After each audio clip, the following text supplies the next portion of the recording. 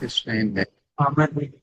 Oh, okay, why am I on? So, I'm what not about hearing the anything. PPT background of today's function? It should have been given to Ranjit or Yes, ma'am. It is just yeah. being shared, not to worry. Yeah. Okay, yes, thank you.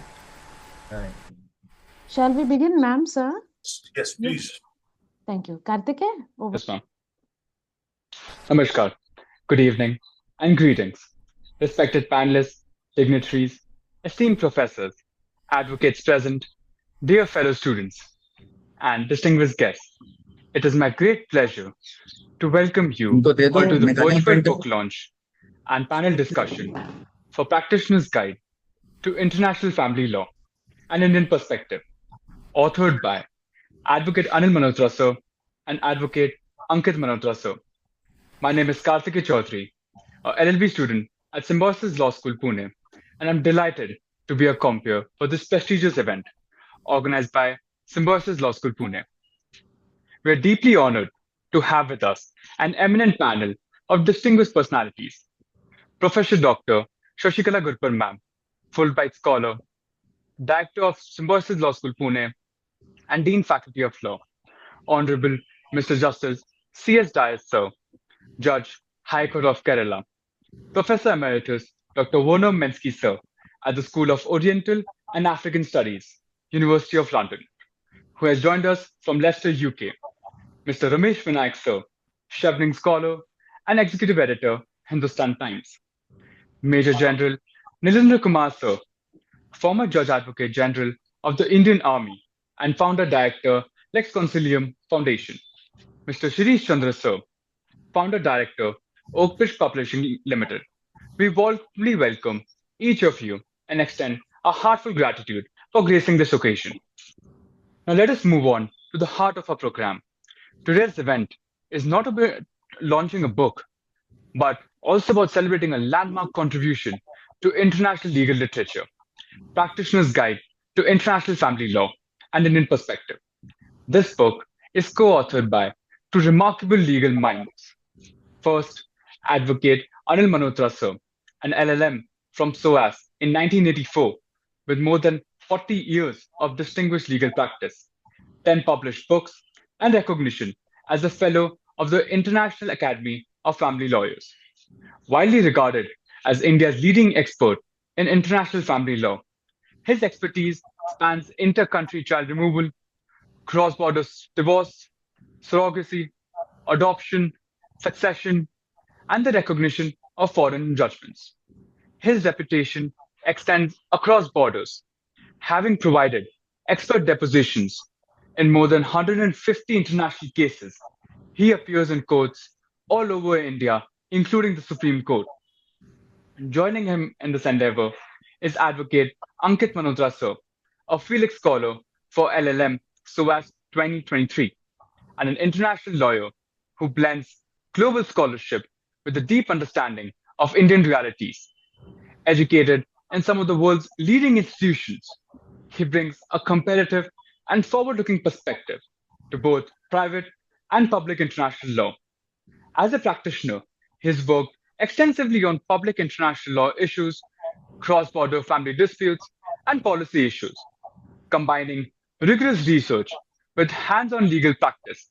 His contribution to this book reflects not only academic precision, but also a vision for how Indian law can engage with global developments while remaining true to its constitutional values.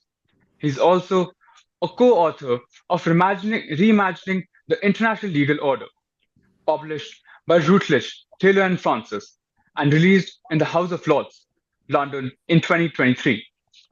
Together, their combined experiences and perspectives make this book both a practical handbook for legal professionals and a forward-looking scholarly contribution to the global discourse on international family law.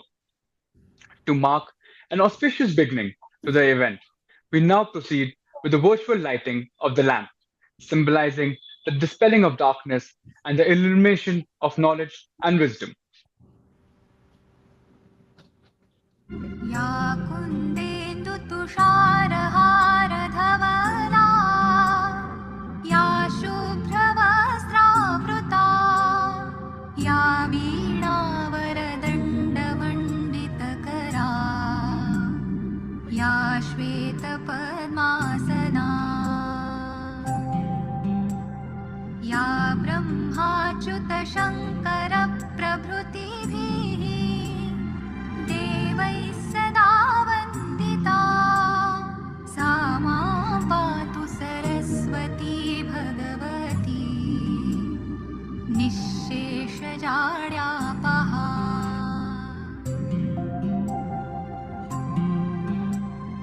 Shukla I would also like to request our esteemed panelists to kindly join us in the virtual launching the book, marking its formal unveiling. May I also request all panelists to kindly remain in the frame so that the IT team may capture this momentous occasion.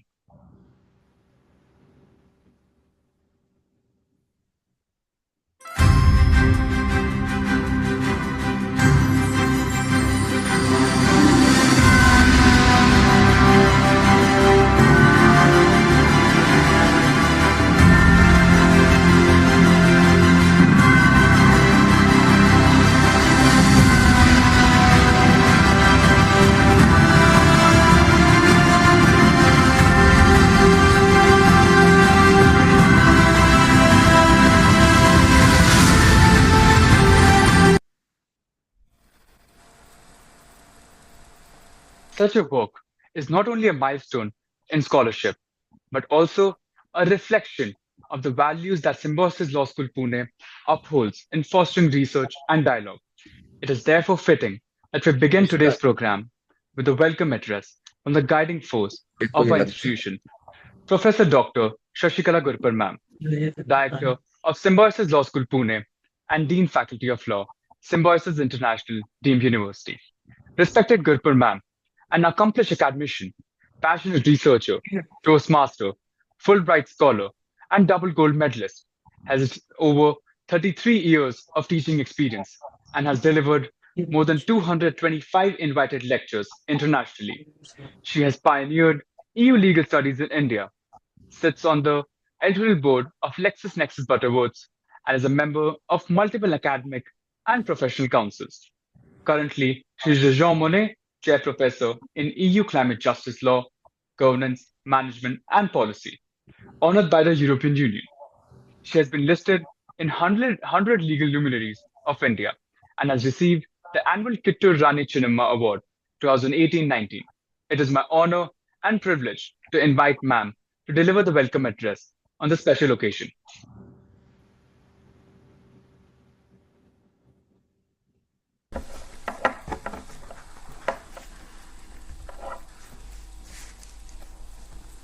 Good evening, respected invitees, panelists, guests, most of all, the coveted author, Advocate Anil Malhotra, and the senior professor, Professor Mensky, among others. A very warm welcome to each and every one of you. This is a very special occasion for Symbiosis Law School Pune to unveil this book along with Oak Bridge Publishers. Very special because, first of all, we want our students to be aware of what is latest in terms of scholarly reading. Reading habit is dwindling among the youngsters in terms of book reading.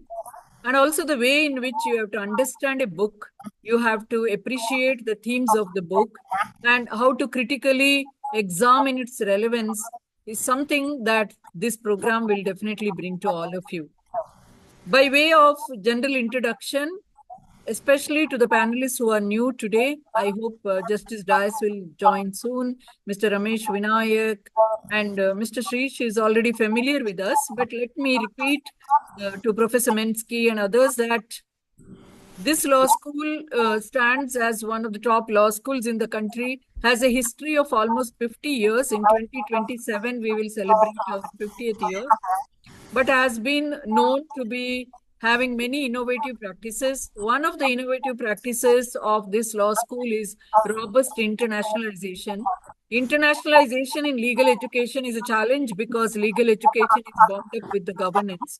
But we have been very fortunate to have many universities collaborating with us from across the world. Almost 65 plus collaborations we have. And as you have already heard, most of the projects where I was involved have been byproduct of this DNA of Symbiosis in being an international university, as it was started to uplift and support the migrant students in Pune when Dr. Muzumdar started his career as a botany professor in Ferguson College. Now, today's occasion marks a very special occasion in many ways. First of all, this is also a book which is themed around international family. With globalization becoming the norm of the day, Indians, almost 2 crore Indians are across the globe. They are a diaspora, and the diaspora faces a lot of issues, of which family law has been a major, you can say, either a panacea or a law which has encountered these issues, irrespective of other international law issues which may touch upon the diaspora life. We really had a dearth of experts. I first came across the Malhotra brothers' work way back in 2012 when I was on the Law Commission, when Ministry of Non-Resident Indian Affairs had invited the two to speak about their experience as lawyers. And I was so impressed when they brought out the plight of Indians, especially Indian women who migrate across the border. Dear students who are listening to this, you would realize that so many decades of their experience as lawyers, particularly from the background of University of London in SOAS under the mentorship of Professor Minsky, and then applying it in action across so many nations in the world, and also facilitating many other supports to non-resident Indians through their strong coalition with embassies. Advocate Anil Malhotra and Advocate Ranjit Malhotra have been pioneers and trendsetters in the practice of law, in the practice of global law. That's why we invite both of them as special visiting faculty, because they have facilitated our students to learn these global competencies and possibility of global practices. Now, today's occasion marks another important thing. Few years ago, during the COVID, we had released another book on cross-border child removal in the strong authorship of Anil Malhotra and Ranjit Malhotra. That book was also very, very special because the book had so many relevant latest developments.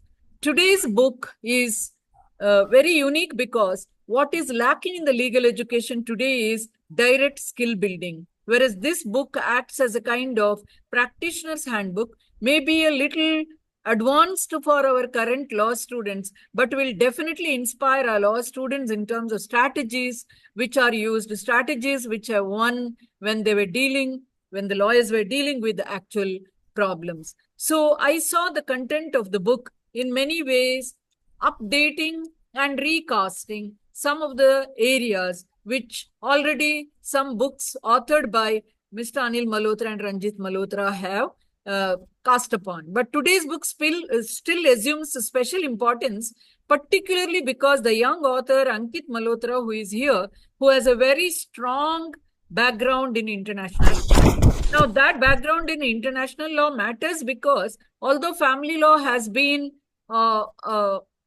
relegated to the domain of private international law, it still has a strong bearing with public international law in terms of certain conventions which are always brought about with the consensus between states, where individual does not have a say, but individual becomes a passive recipient of these impacts. So the book recasts these realities of people in the light of abstract principles. So the book brings life to the law in relating it to the reality of people's lives. So as I welcome all of you, I particularly congratulate the twin authors of two different generations with years apart, but Anil's youthfulness and Ankit's wisdom, which is a kind of unusual quality that the family represents, with all their compassion for such cross-border cases and the grueling realities that they go through. Now, to highlight some of the things, one is the very structure of the book in terms of its big picture is a hands-on book. But in no way they claim that this is going to replace the need for other references. A lot of cross-referencing in special areas might be required in future as advocates start using this book.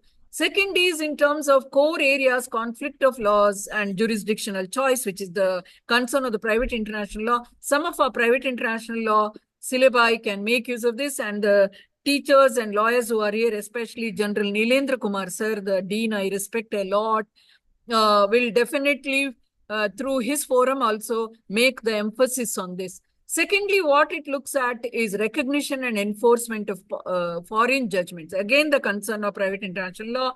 After Dicey and Morris, who have highlighted the global picture, whose work is still reckoned as the benchmarking work, there is a real dearth. I think little bit Paras Diwan had covered at one point. There is a little dearth for an exclusive family law focused private international law book. So that is going to be met with by this book. Third issue is cross-border marriage and divorce, which, as I already told you, for the first time, the Malhotras have been the pioneers in bringing approach to this. The fourth issue is child custody access and aid in students, where they navigated through the diversity of legal opinions and diversity of Indian lawyers who have different views on this and have very aptly advised and facilitated some of the historical judgments through Indian Supreme Court and High Courts.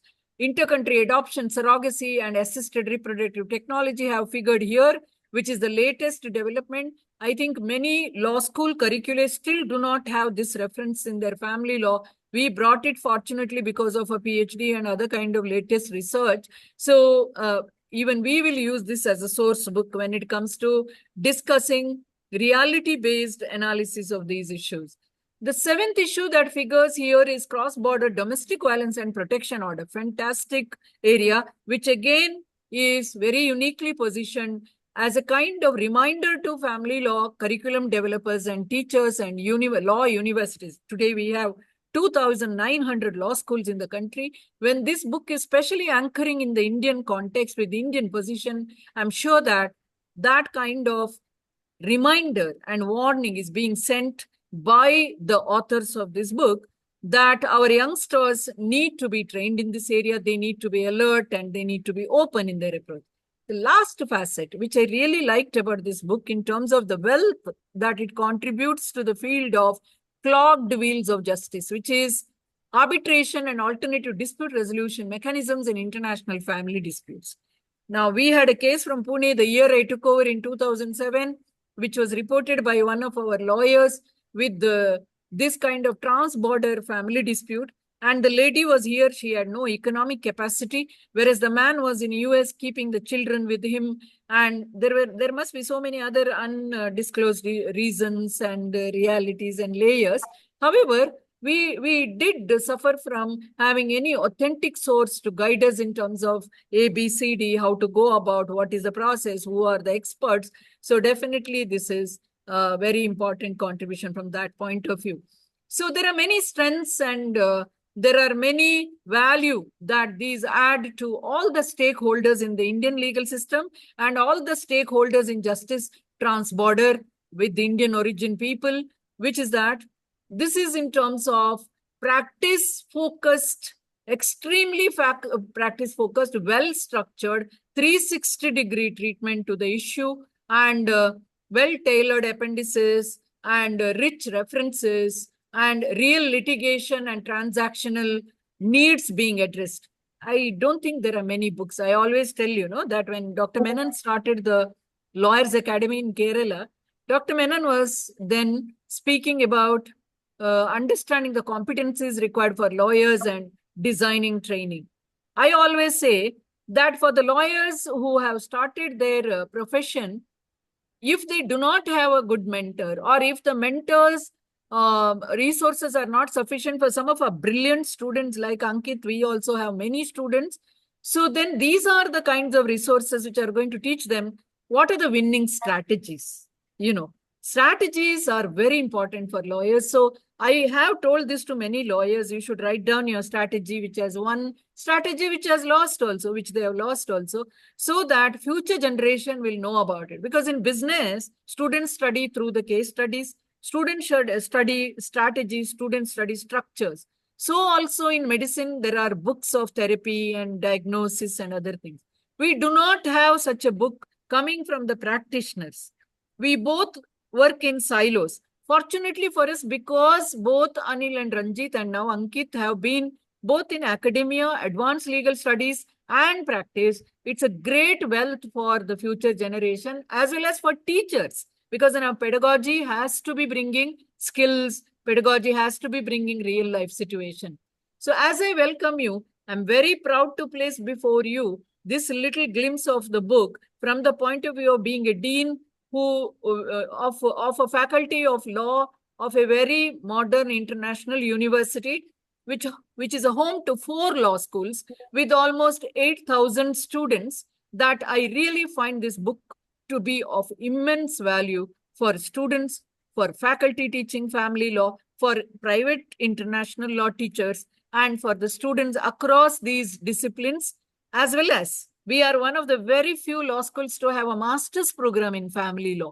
So master's students in family law, it seems to be attracting brilliant students. Invariably now, ever since we started family law, the students of family law seem to be beating the corporate law students, which is the most popular group, in topping the LLM exam. That means there are good thinking students who want to opt for this specialization. So I'm sure that this is the kind of book which will inspire such brilliant lot among the students. And today I find it extremely auspicious to be hosting this along with the publishers, Oakbridge, to launch this book. A book launch, if it happens as a ceremonial event, as we were unveiling the cover page of the book, is not sufficient. It should also be a kind of sumptuous treat to the inquisitive young minds, inquiring minds. It should also inspire them to inquire further and learn more. So we have great experienced stalwarts as the panelists. I welcome each and every one of you, respected, esteemed panelists, and they should also listen to Advocate Malhotra, and I wished that our young Ankit was there, who would have inspired many more youngsters here with this transnational academic background and flair for writing. Writer in his own right, even though his family legacy is there, but beyond that, and mentorship of Mensky sir for 2 generations, that this kind of book, how did it come about? What is the need for this book? I remember earlier book launches, I used to irritate him with my questions, and then it would unveil the making of the book and the mind of the author, as we say in literary criticism. What is that moment of, what we call the eureka moment, which brought this book into existence? I wish Advocate Malhotra will unveil this in the absence of his son, who would have given youthful inspiration to the students. Nevertheless, this whole occasion will be definitely an intellectual delight, an investigative and inquisitive journey. And I once again welcome all the esteemed panelists, including Honorable Justice Dias, Professor Neelendra, Mr. Ramesh, Mr. Shrish, and most of all, our dear friend and collaborator, mentor and guide, Advocate Anil Malhotra. I also welcome my esteemed faculty who have taken great leadership here, Professor Natasha Martin, Dr. Ashutosh, all my dear students, scholars, and faculty who have assembled here, and also other invitees and friends of the authors and the law firm of the Malhotra brothers. A very warm welcome once again to one and all. Thank you very much, ma'am, for sharing your wisdom and inspiration. We extend a very warm welcome to Justice C.S. Dias, Judge of the High Court of Kerala, who has just joined the meeting. Thank you. Now let us move on to the introduction of the book and the panel discussion. It is my honor and privilege to invite my teacher, Dr. Ashutosh Panchbai sir, Assistant Professor at the Symbiosis Law School, Pune, to introduce the book and to moderate what promises to be a rich and engaging discussion with our expert panelists. Yep. Thank you so much, Karthik. So recalling the Upanishadic concept of Vasudhaiva Kutumbakam, which is taken from Upanishada, which is guiding philosophy of Symbiosis International University, and meaning thereby world is but world family. So coinciding with that, we are here to embark upon, in a way, on the world family law, and name of book is International Family Law through Indian Perspective. With this note, I welcome you all to the panel discussion while celebrating the launching of 10th erudite and very scholarly duet, which is penned by Advocate Anil Malhotra and his son, Advocate Ankit Malhotra, titled as International Family Law Through Indian Perspective, published by Oak Bridge Publications.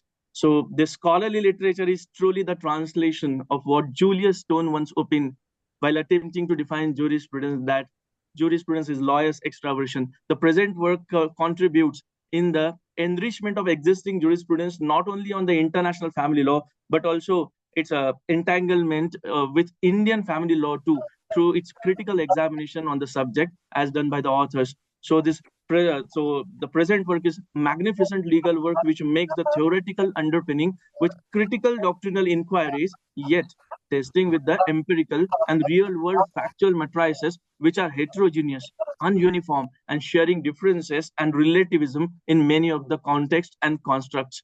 So one country that exemplifies the rich interplay between traditional values, modern legal frameworks, and international obligations is India.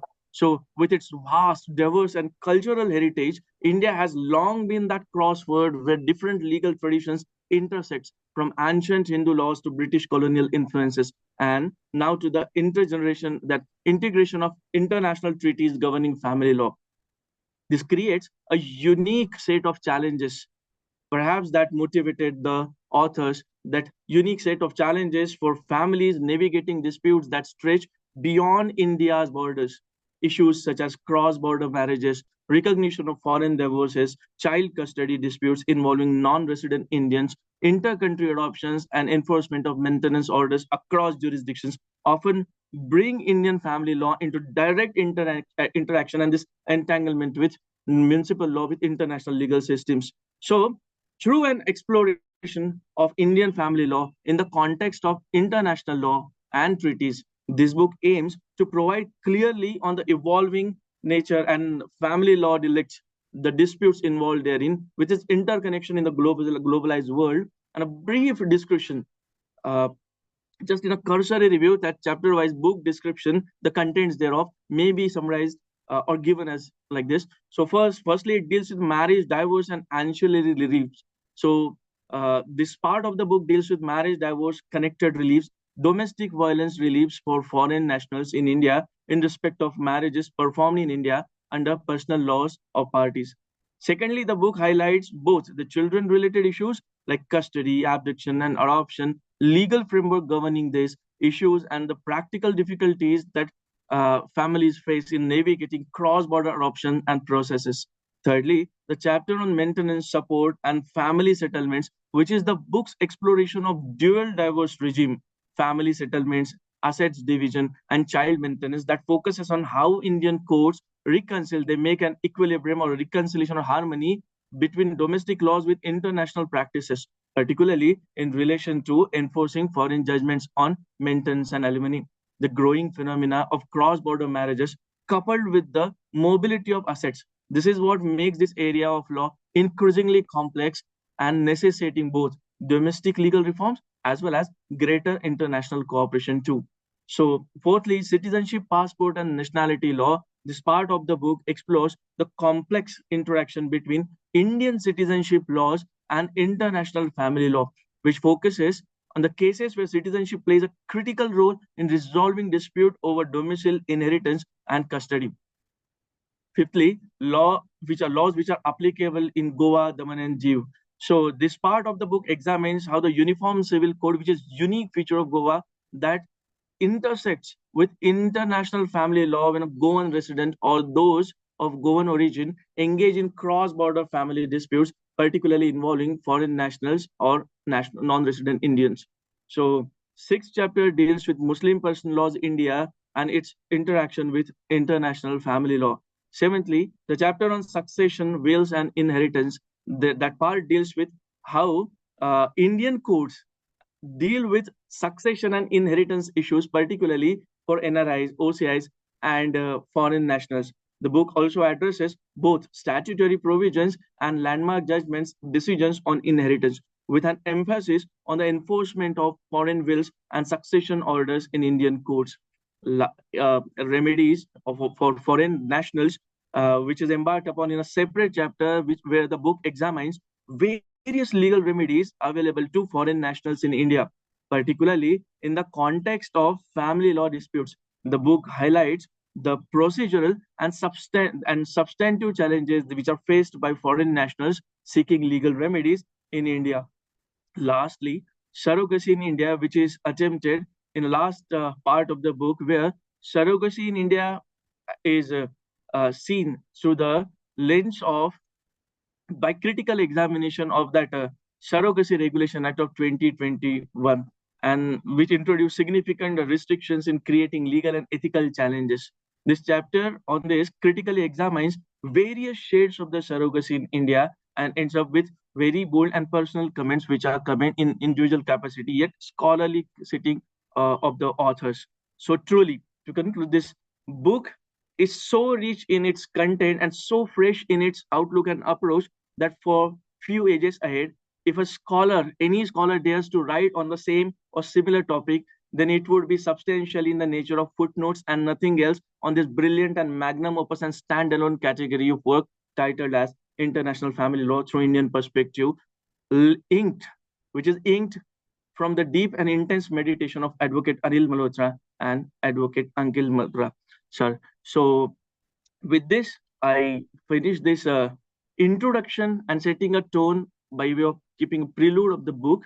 So after setting a tone in such a way, we have eminent scholars today in the panel discussion with us, and we are too eager to listen them and their perspective too. So with this note, let me introduce our first panelist, Honorable Mr. Justice C.S. Dias, a sitting judge of High Court, Kerala.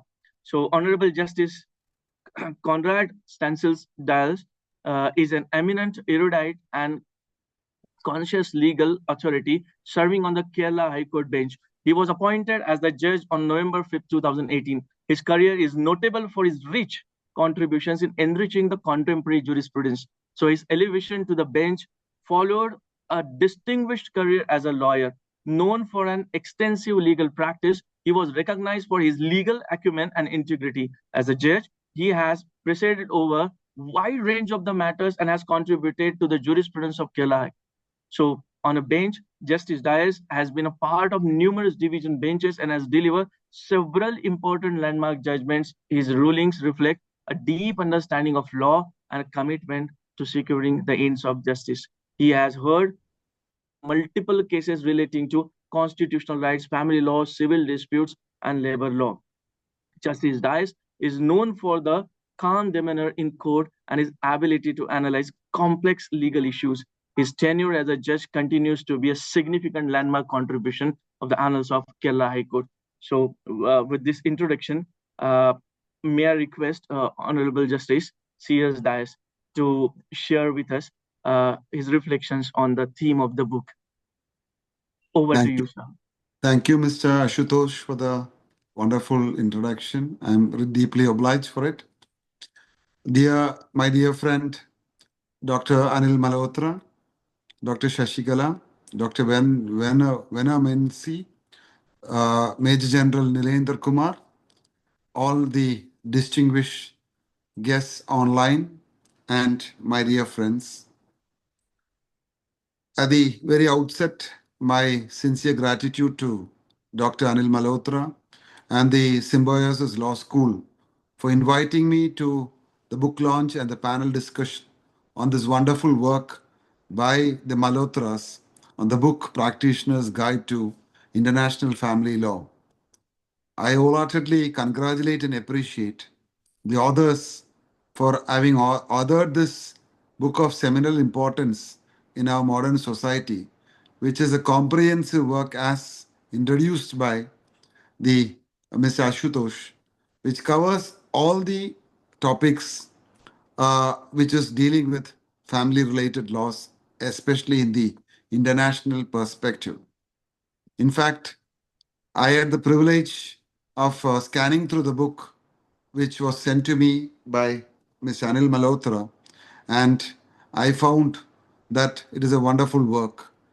I commenced my practice as a family lawyer in the year 1992, uh, when the Family Courts Act was given force or given was implemented in the state of Kerala. That is way back in 1992, and there were not many much persons who were practicing family laws at that point of time, because the number of cases that were involved were very few. And I remember the then presiding officer, the learned judge of the family court, Mr. P. Govumaran Nair, who was a very senior district judge who retired from service and joined as a family court judge. He told me, because there were not much persons who were practicing, because it was considered as a taboo to practice family law at that point of time, because divorce and matrimonial disputes were uh, alien to the society and also were viewed by the society with a bit of circumspection. So I remember the then family court judge who I later, after his retirement from the family court, joined office. The first word of advice to him, by him to me, was, please buy a book on Paras Diwan. That was the only book that was available at that point of time on divorce, marriage and divorce. And I remember that it only had the normal statutes like the Hindu Marriage Act, the Divorce Act, the Pasi Marriage Act, the Special Marriage Act, and it was not very comprehensive. So you had to go from refer to books of different nature. And even at that point of time, there were not all the many enactments as we have today. And over the past 27 years after my practice, and then I joined the bar bench in 2019, and 6 years now, it's the first time that I have seen such a comprehensive uh, publication by the authors on the on entire perspective or the entire scenario on the family court laws in the country, for which I should wholeheartedly congratulate the Malhotras for coming up with such a wonderful work, which will not only help the bar and the bench, also the litigants, in increasing their knowledge on what their rights and duties are when a litigation or in the family arises. In fact, at that point of time in 1992, as I already told you all, the matrimonial litigation was quite a bit alien, because the society actually deprecated people for moving away from the family. Now, after 3 decades, when you look back and introspect, I have a doubt whether the matrimonial legislations which are there, whether it has become a boon or a bane, because we have witnessed exponential growth of litigation. For example, in Kerala itself, in the family court where I was practicing, there was only in the three courts which commenced in 1992, there were only about 6,000 cases which were there.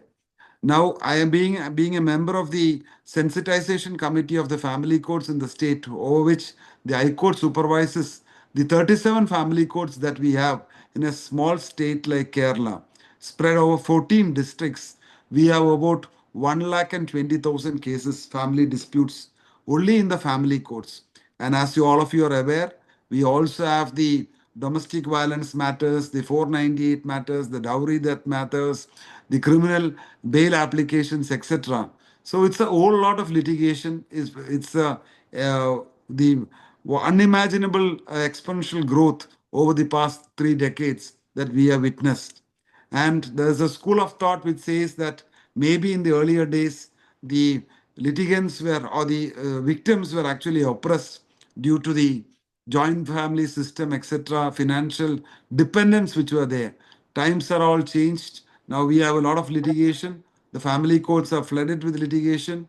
And at this time of the hour, especially the books of this nature would certainly help in dispensation of justice, not only for the courts, also a boon for the litigants at large.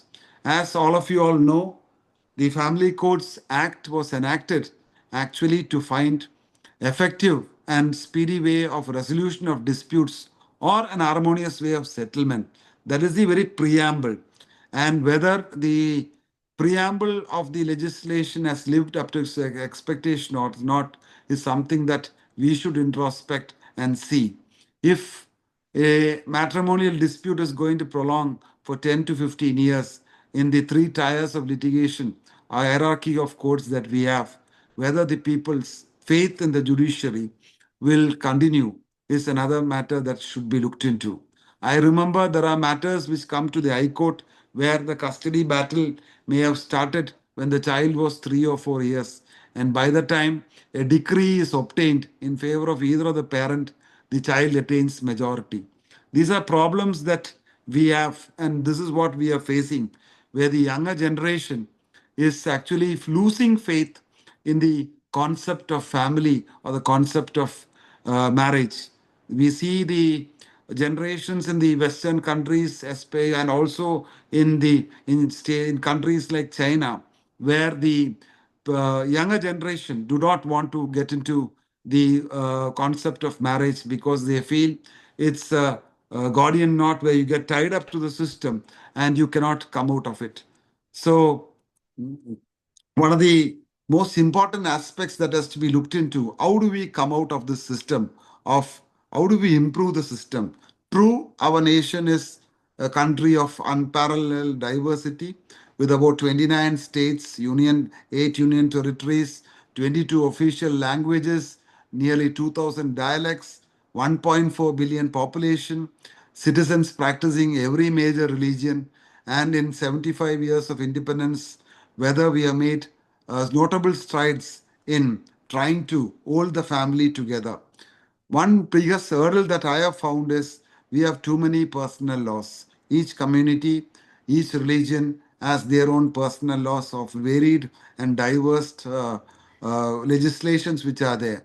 So long as Article 44 of the Constitution of India to have an only uniform civil code remains a mirage, these are the problems that we normally face.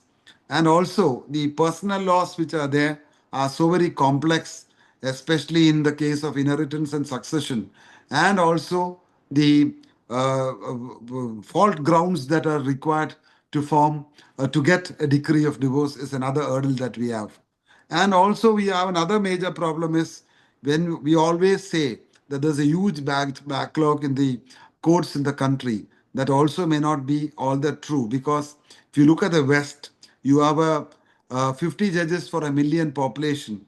But going by our standards, we have about 12 to 13 judges per a million in the 2011 census. So we have to devise means and methods, especially the alternative dispute redressal mechanisms which are in vogue now and which are being insisted, or we are always asking, encouraging the people to resort to such means. And the concept of family court litigation has always been the Magna Carta of it is Section 9, wherein it always says, please go for the reconciliation or the conciliation method, which is one of the best ways in which a family dispute can be resolved. And one of the recent decisions rendered by Mr. Advocate Malhotra's dear friend, Dr. Justice Mustaq, has held that a family court judge is to ascertain the truth, and the scope of inquiry is much broader or wider than the matters that have been produced by the parties. We have various problems, for example, in which the Malhotras have dealt with in detail is intercountry adoptions. At one point of time, we did not have a legislation which was in force.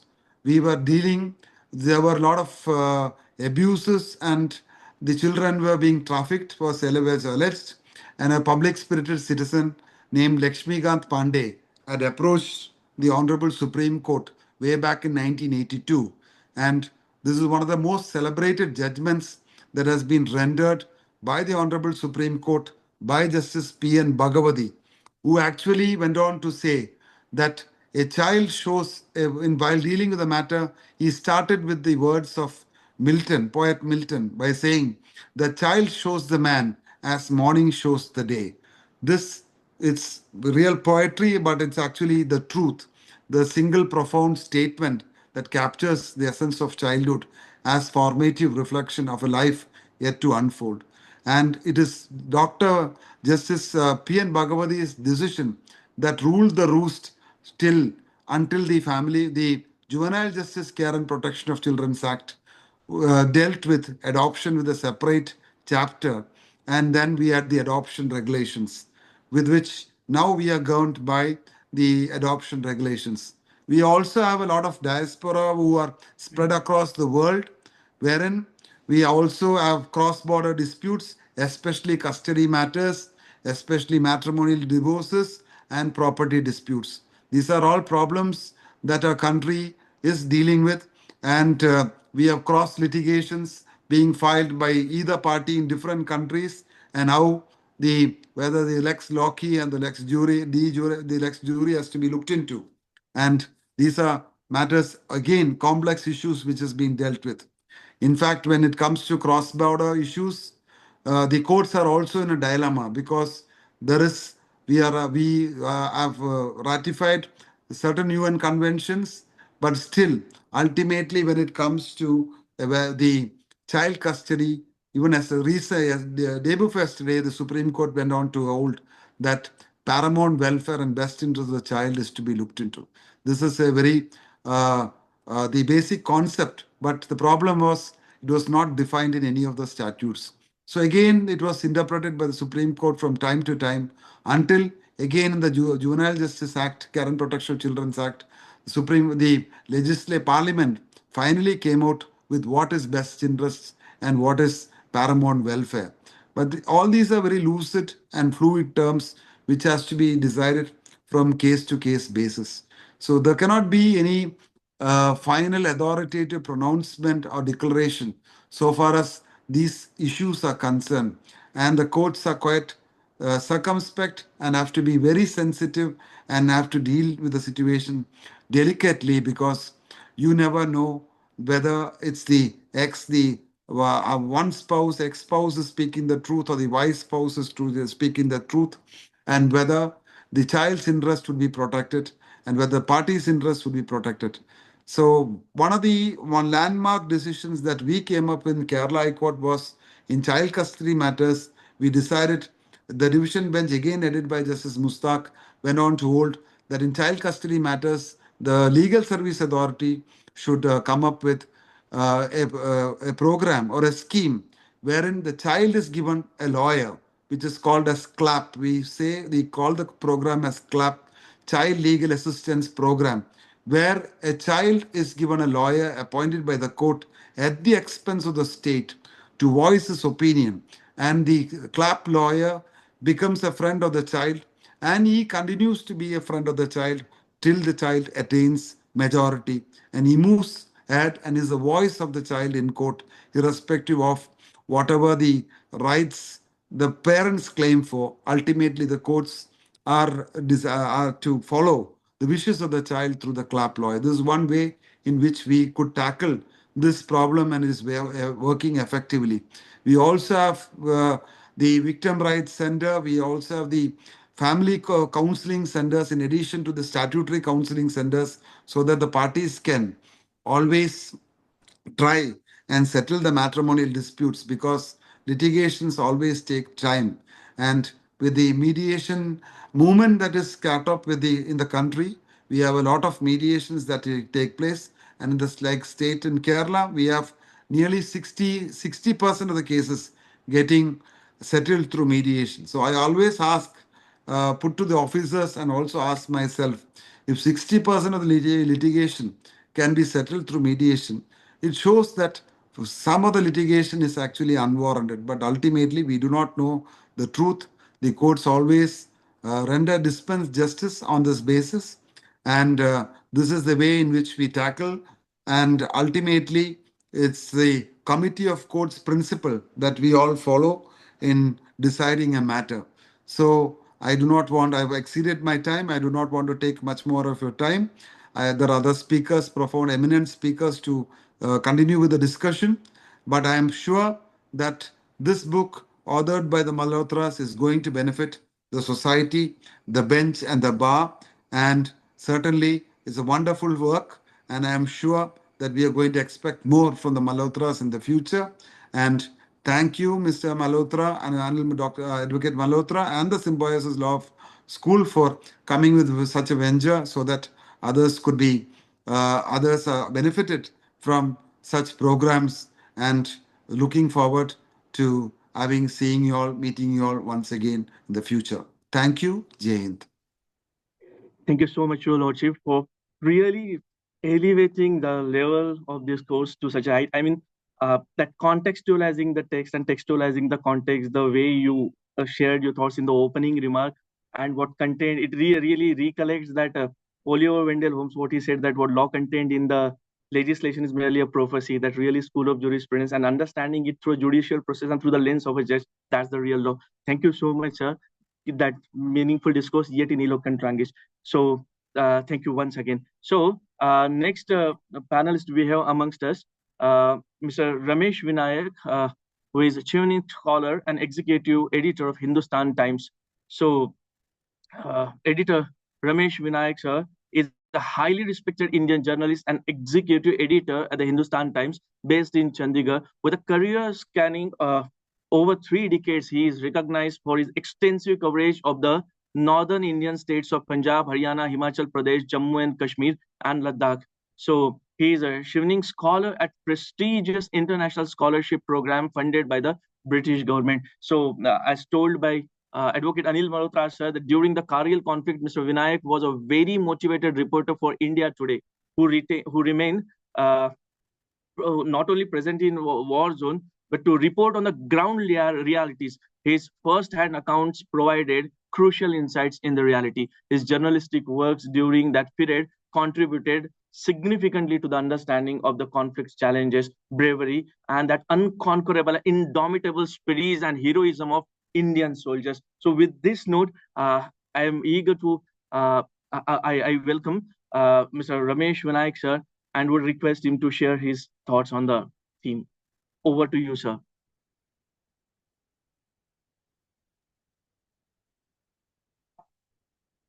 Dear panel, Ramesh sir will be joining us shortly. And so I request Ashutosh sir to kindly now introduce Dr. Werner Minsky, sir. All right, ma'am. All right. So, yeah. So I think sir is going to join us very soon. So next panelist amongst us, we have Professor Emeritus Dr. Werner Minsky, SOAS University of London, who is a Professor Emeritus of South Asian Laws at the School of Oriental and African Studies, that's SOAS University, located at London. He did his PhD at SOAS University of London under Dr. John Duncan Martin Durrett. So, Professor of Hindu Law at SOAS University of London. He is highly respected academic and leading authority on comparative law, with particular focus on the legal system of South Asia, especially the Indian law. He was the author and personal tutor at SOAS during his LLM in 1984. He was author's personal tutor at SOAS during his LLM in 1984. So Dr. Minsky has had a long and distinguished career in academia. He joined SOAS in 1982 and served as a professor for several decades before his retirement, after which he was granted the title of Professor Emeritus. His extensive research and teaching career have made him a central figure in the field of South Asian legal studies. So with this note, Professor Minsky, we will really love to listen your thoughts on the theme of the book. Over to you, sir, please.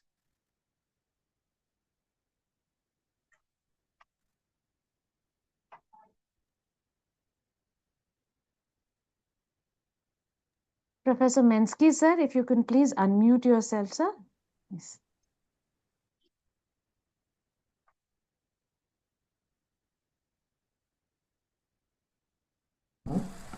I hope it works. No? Yes, we can hear you now. Okay, there we are. Okay, right. So thank you for this wonderful introduction. I'll make it short because we are clearly a little over time already. Yeah. You've heard already that Anil studied with me in London, and we focused on family law at that time. because at that time also there were very few Asians in the UK, but there were already many Indians abroad, all over the place. And so this whole field of dealing with international dimensions of family law wasn't really developed yet. So in London, Anil studied domestic family law of South Asia and India, but this book is about international family law, providing an Indian perspective. So it focuses on the relationship between domestic and international law. But to focus on to discuss domestic law in this context, you actually need to know many details, both about society and customs and about ethics and different religions, given that India operates a prominent personal law system, and the learned judge has already talked about it. So there is a need in theory and in practice for balancing these competing and often conflicting spheres of life. I have theorized this. I'm not launching into a lecture, but I briefly want to summarize this. I've theorized this as a kite model of law. It's a very complex picture, and yet so simple. You all know about the patang with its four corners. So there is one: ethics, psychology, religion. A second corner is society and economics. The third corner are the various kinds of state law, and the fourth is international law and principles. We developed this model over decades in London. I tested it with our international students, and this actually works. Now these four corners all pull anything in different directions. You can apply it to an individual. Your mind is a kite, yeah? A nation is a kite, any group is a kite. So the first major question is, where does one actually attach the string to this kite? Now this book identifies clearly the main challenges that arise. As a lawyer, the Malhotras are first of all domestic lawyers located in corner 3, the state corner. But they also, as I said already, examine corner 4 and the international law dimension. However, there is no such thing as a uniform international family law, as all domestic jurisdictions in the world will seek to protect and preserve control over their own domestic laws. The traditional fields of private international law or conflict of laws, which we used to study, used to be focused on Eurocentric examination of how these different legal systems interact. A prime example, and Madam Gurpur has already mentioned this, would be the earlier studies in the 90s of Professor Balas Diwan, who wrote about public international law, Indian and English. Can you see there wasn't a global dimension? Other studies were by R.S. Chavan in 1982, and there's a book by Atul Setalvad on conflict of laws published by LexisNexis in 2007. And then there is the important study of Galimella and Jolly, published by Springer in 2017, of private international law and South Asian states practice. Here especially one sees how private international law and public international law actually interact. And the book that we're discussing here also tells us a lot about this. Now this often creates other complex problems which then generate new challenges for international institutions and organizations rather than domestic courts. The book here is more about the work and the challenges for domestic courts in India. I have read major portions of the book, and I can clearly see how Anil, as the main author, has navigated his positionality to argue from the perspective of Indian law. So the book tells us less about international law than the many intricacies of Indian domestic law. Yet the book also quite clearly covers international law and principles, but not in such detail. And so, as I said, to explore the Indian perspective of international family law, it is essential to provide a detailed analysis of Indian domestic family law. The many parts of the book thus offer detailed examinations of the respective legal and social problems for courts and legislative powers to regulate and modernize these provisions internally, and then to harmonize them where possible with international conventions. But the first task is always to find some modus vivendi, if you like, within the domestic scene.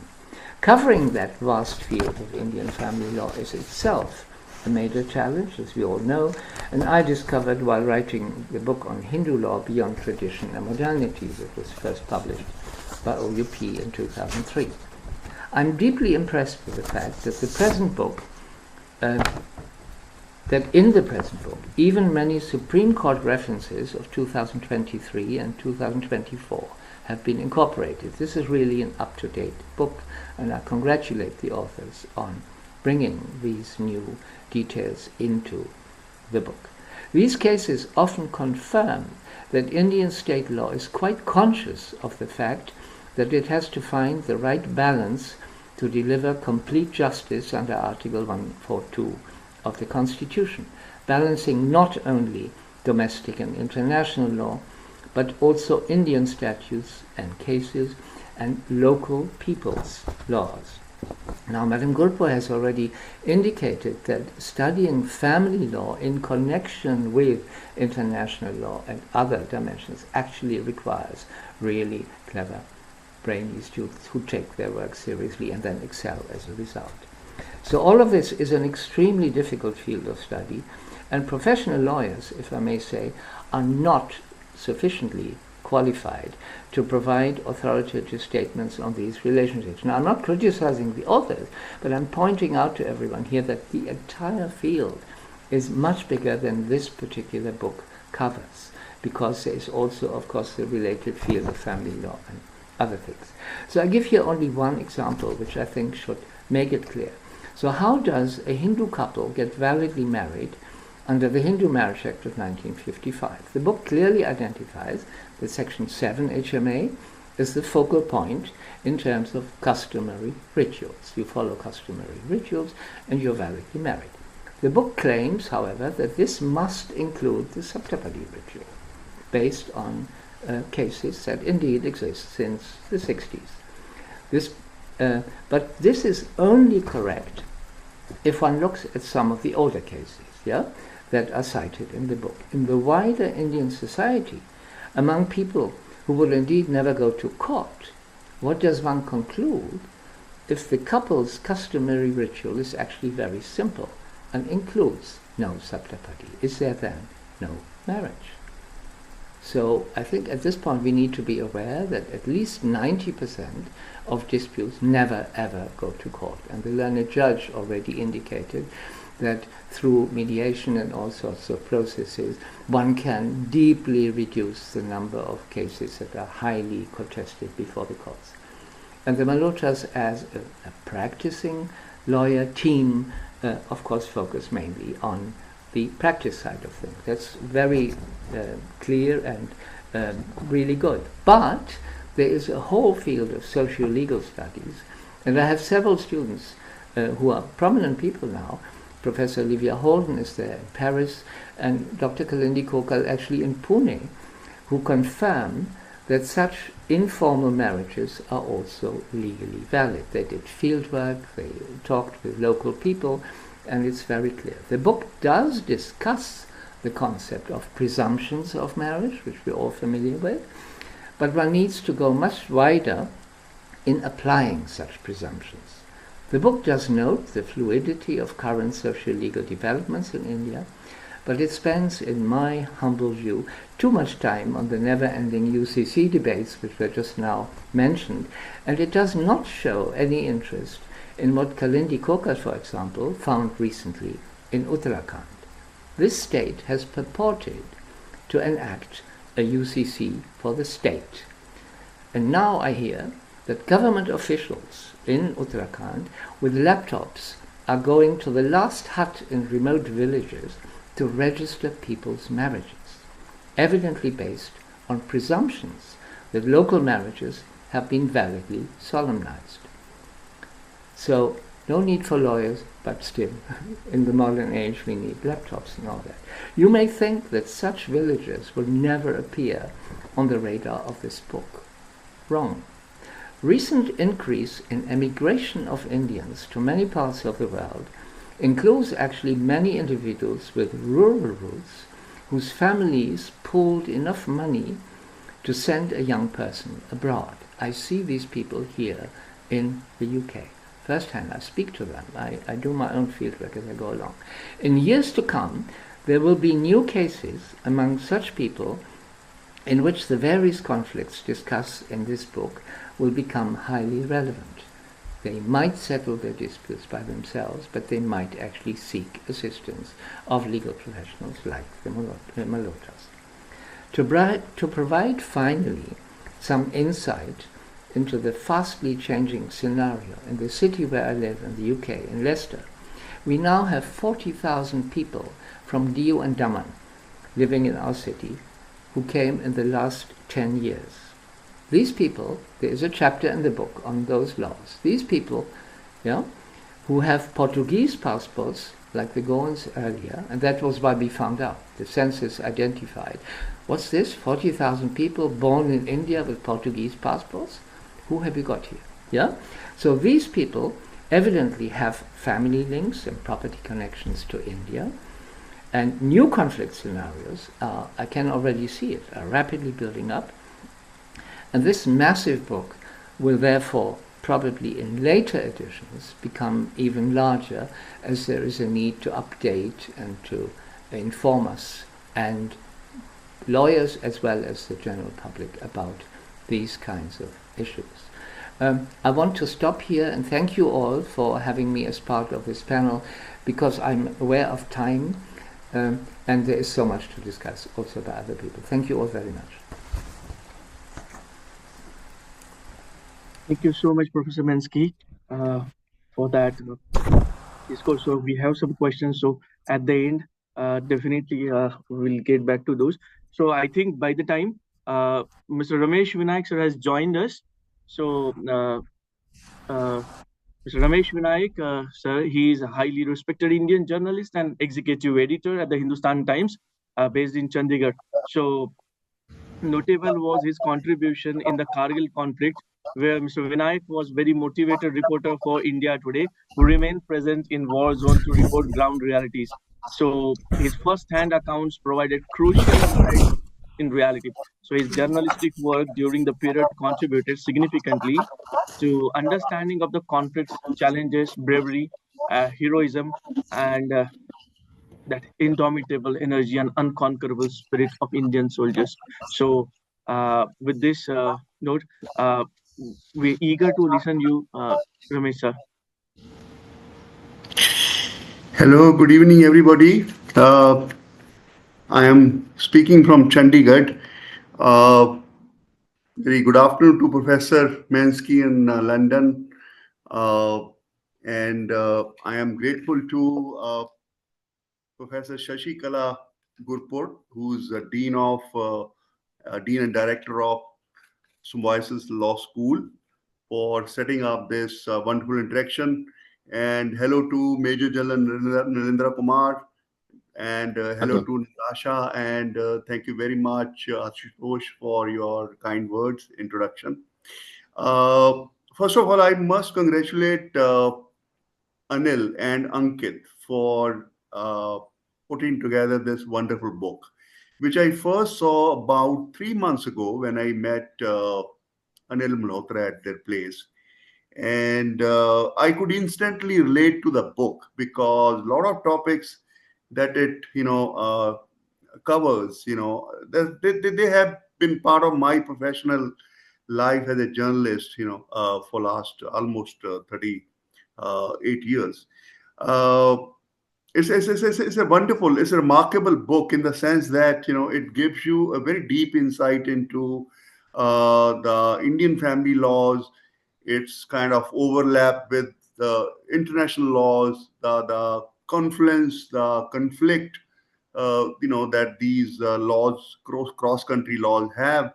And also it offers, a practical guide, to, how do we navigate this very complex cross-country legal terrain. Because I remember as an India Today correspondent long back, I wrote about the NRI wives who are deserted by their husbands abroad.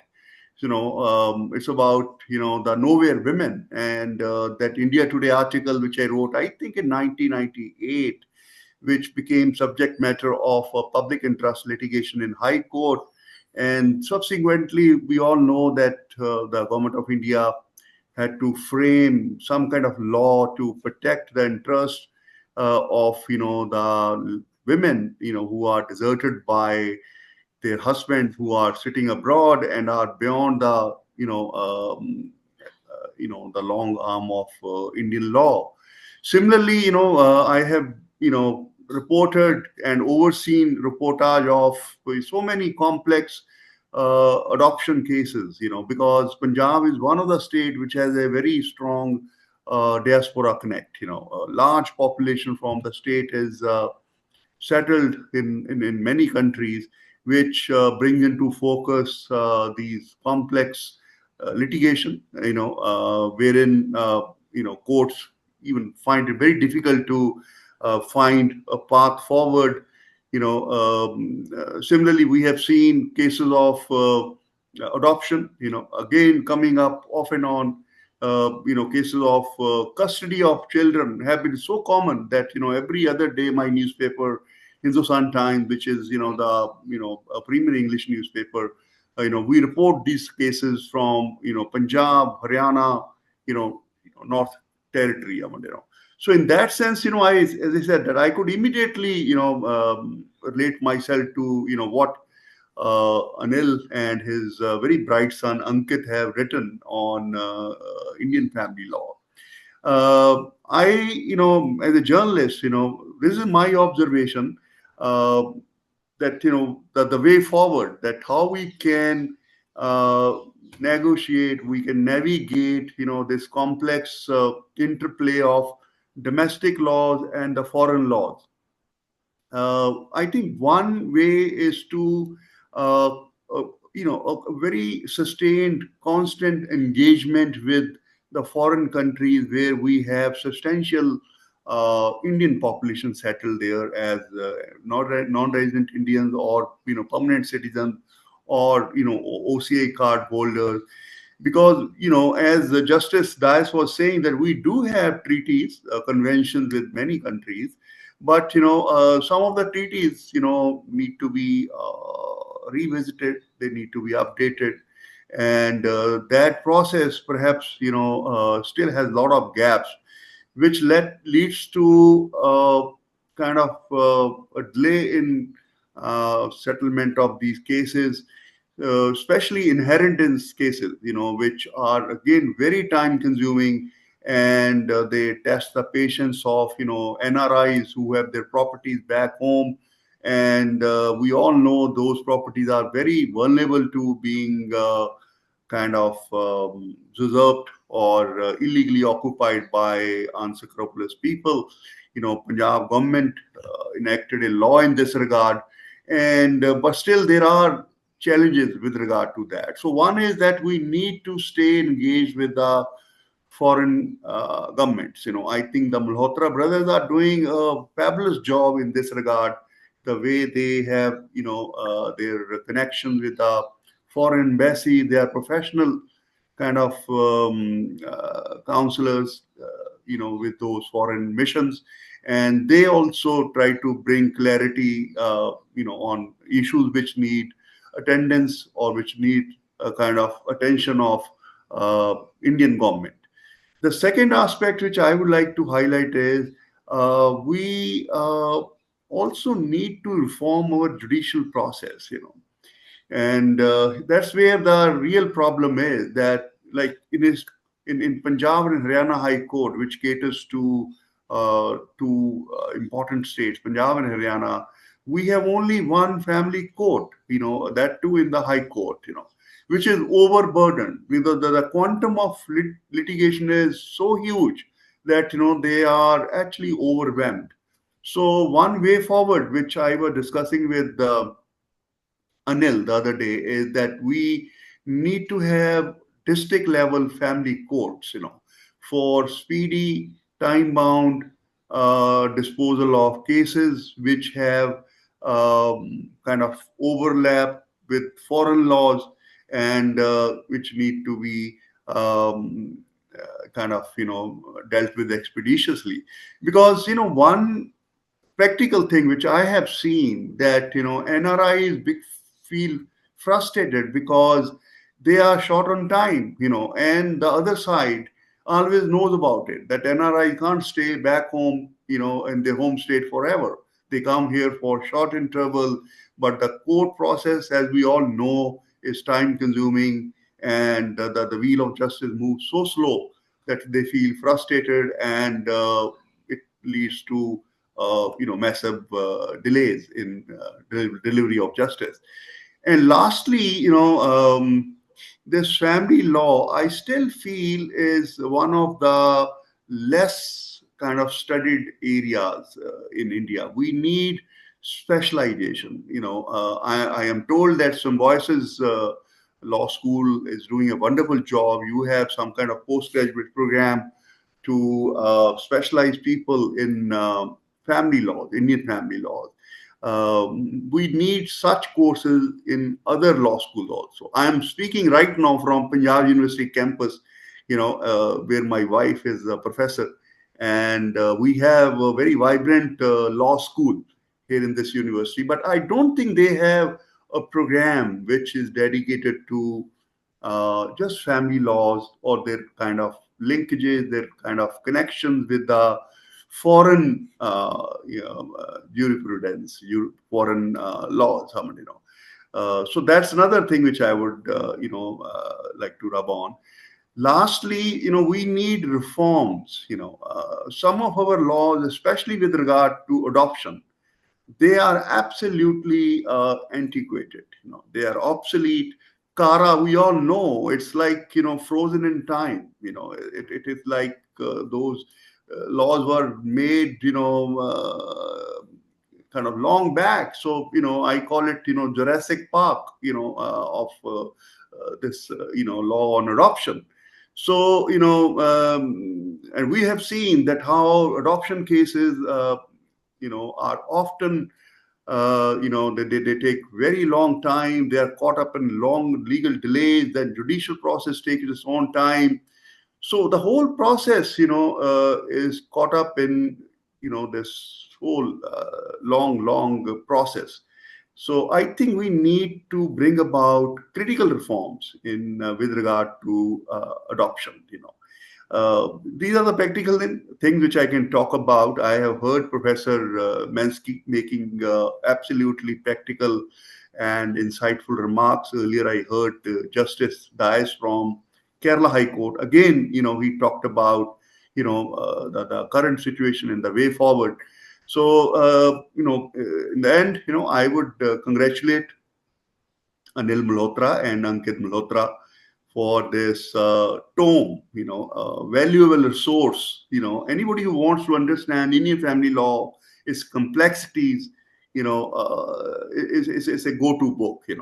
And I have known Malhotras for last 30 years, and as I think Anil was mentioning, I was in London in 96 on Chevening Scholarship. That's where I first met his younger brother Ranjit, and our friendship has continued for so long. And whenever my newspaper is writing about these complex family laws, Malhotras are our go-to person. Our legal correspondent contacts them to understand, dissect the issue, and get an expert comment. So Anil, congratulations for a very scholarly, authoritative book, which was direly needed, and is an important kind of addition to our understanding of Indian family laws and their connection with the foreign family laws. Thank you so much for your attention and time. Thank you. Thank you so much, sir, uh, for that insightful address. So the next panelist is Major General Nilendra Kumar, who is former Judge Advocate General of the Indian Army and founding director of Lex Consilium Foundations. So Major General Nilendra Kumar is a distinguished figure in the Indian legal and military sphere, known for his long and impactful career as military jurist and his contributions to the legal education as director, Amity Law School. He is also the former Judge Advocate General of the Indian Army and the founding director of Lex Consilium Foundations. So may I request you, sir, to share with us your insightful thoughts? Thanks, friends. It gives me great delight to be here at this very important occasion when Anil and Ankit Malhotra's book on international family law has been released. My congratulations to them. And as my speakers before me have indicated, certainly it will be a useful addition. It's a practitioner's guide. Now, I'd like to tell you something very interesting. From 2021 to 2024, I was one of the office bearers at Indian Society of International Law. They're based in Delhi. Of course, we have members from all over. And I was elected as executive president. I'm also a YouTuber and a content creator.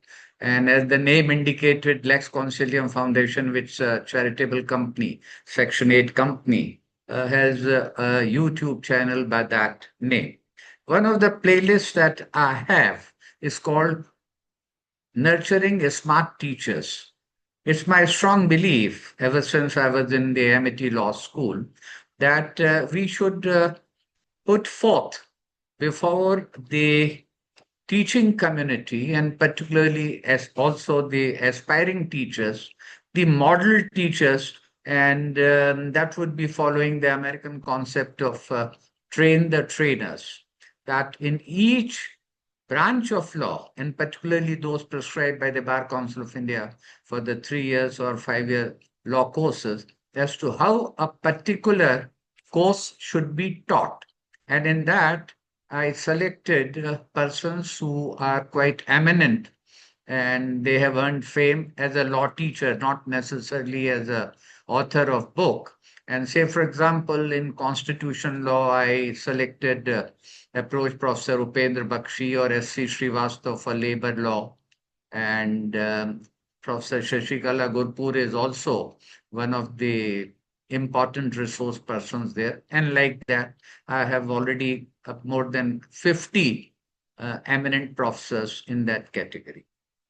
It was about 3 years back that I had approached Anil Malhotra, and he spoke about international family law. How should this be taught in the law colleges? At whether as a part of 3 years program. Of course, at that time it was yet to be taken by very many universities at the postgraduate level. He spoke, but what was surprising is that some of my colleagues in the Indian Society of International Law, and despite the fact that they had served or they had been part of the Legal and Treaties Division of the Ministry of External Affairs, they refused to accept that there is anything known as international family law. Now, where have we traversed in 3 years from then? That time you have a book which says Practitioner's Guide to International Family Law, in that there is no hesitation in coming up with a guide that is meant to help those who are practicing in international family law, and viewed in that matter, it's a great change in mindset. That's one thing. I would not talk about the need for this book because the previous speakers have very eloquently covered that part, that the book is needed and it would be useful with regard to the settlement of legal, whether within domestic courts or in other jurisdictions. Uh, and I congratulate the authors for this. I would like to highlight, uh, felicitate Anil for having compiled the recent decisions. And when I got a copy of the book, I perused the table of cases to see what all latest judgments have been included in this book. And I was happy to see that there were decisions that I counted of 2019 and beyond, a number of decisions, the rulings by the Supreme Court. They would be useful because they are binding to all courts below Supreme Court and on itself, of course, till they are overruled. Uh, and these cover a wide spectrum of subjects that have been covered in this book. I would just like to flag a few. For example, it talks about the best interest, as often discussed phrase is in the best interest of the child. And it was spoken that it is it appears frequently in the Juvenile Justice Act, also in the Protection of Children from Sexual Offences Act, but it has been brought in here, and the case was Lahari Sakhamuri, where it was held that this term would be taken to mean the basis for any decision regarding the child to ensure fulfillment of his basic rights, identity, social well-being, and physical, emotional, and intellectual development. Well, that is the reach, that is the purpose of the best interest of the child. Likewise, the book has included Yashita Sahu versus State of Rajasthan, wherein it was pointed out that courts in different jurisdictions do not respect orders passed by each other. That was the difficulty that was posed, and such a situation leads to contradictory orders being passed. Then there is a case of Rajneesh versus Neha, that's on the need-based maintenance concept, and court had held that courts are to be guided by the final financial resources of both the parties, which would vary from case to case, and hence a need to decide the cases by looking at them from case to case, and also then justify the concept of falling back on Article 142, as it was pointed out earlier. Then there was a matter of Vasudha Sethi versus Bhaskar, which held that a child's welfare and not the individual or personal right of the parents that are going to be of paramount concern in a custody battle. The welfare of the child must take precedence over the parents' rights. Now, while it may be said that these are the decisions in the Indian perspective, but nevertheless they are suggestive of the approach with the judiciary in India is taking, and it would then be relevant and beneficial to cite these cases even beyond. There was a case pertaining to a military person, and I looked at it from military law point of view. That is Ramneesh Pal Singh versus Sugandhi Agarwal, wherein the matter involved of a couple who had two children. Mother was a teacher in Delhi public school, and the father was posted on military duty in Jalandhar. The couple had been involved in a battle for custody of the children since 15. The court directed the appellant father to hand over the custody of the minor daughter to the respondent within a week.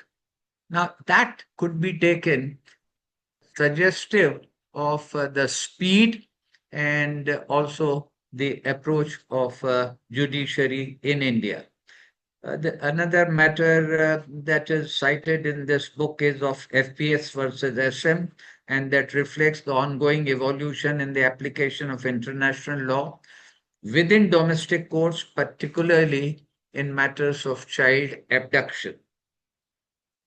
I moved to the chapter of citizenship, passport, and nationality, and there I came across the interesting decision in Dhanvanti Joshi's matter, where the Supreme Court of India had held that the character of the mother, including involvement in illicit relationship, can be considered when determining custody, as it may impact the child's upbringing. So that lays bare that the court takes these matters relating to international family law with due seriousness, and the decisions are always speaking orders. There are judgments of other jurisdictions also. For example, one that is included in the book of W versus A, that affirms that once a child's objection meets the age and maturity threshold, then the child's views should be considered, though they would not always be determinative. Then a major challenge before the family law practitioners is to find a way out as to how to craft a convincing judicial approach based on fair, reasonable, and just legal norm. And judiciary in India is trying to come up with an evolving and consistent practice in this regard. As rightly concluded by Professor Upendra Bakshi in this book, family law, more than any other branch of law, mirrors the delicate balance between tradition and modernity, individual rights and collective responsibilities. And therefore, in conclusion, I'd like to say there is an urgent need for greater international cooperation, harmonization of family laws, and expansion of mediation processes that are culturally sensitive and legally enforceable. The core of the policy should address a strong desire to protect the vulnerable, that is, the children, dependent spouses, and victims of violence. Only then transnational family dispute resolution would be able to serve the ends of justice in an increasingly interconnected world. And hopefully, this book, with the compilation of its latest case law, will provide requisite judicial approach and jurisprudence in this regard. Thanks very much. And it was a pleasure to listen to earlier speakers. I would now beg your leave because I have another very urgent engagement to cover. Thank you very much. Thank you so much, sir. You really put some of the dimensions to be evolved, and we could see that Darwinian evolution, though through the judicial creativity and very, very insightful connects, sir, that nexus that you established. Thank you so much.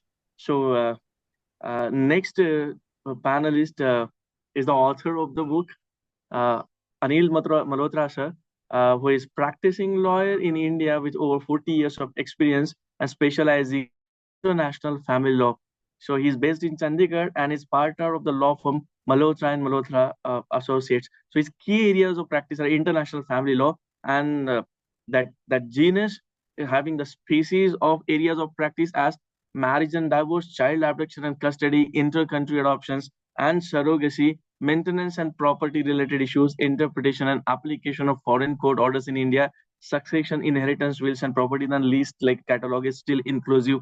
So notable amongst others that he's a IAFL fellow, that's International Academy of Family Lawyers, and Secretary of International Child Relocation Committee, that's IAFL. He has authored and co-authored 10 books and has extensive publication experience and has published work on Indian family law in a global context. He has also served as an amicus curiae, the friend of the court in various cases. So we would love to listen from you, sir, the original thoughts on the book. Thank you very much.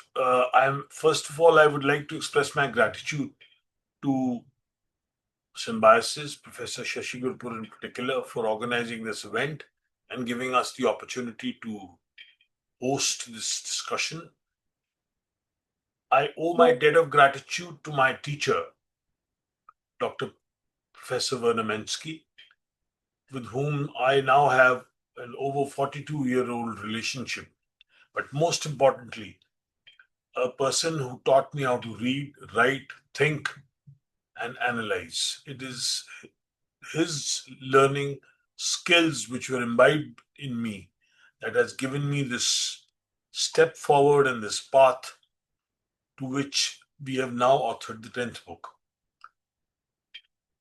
And of course, SOAS, University of London, where my son Ankit passed out the same very degree in 2023 as a Felix Scholar.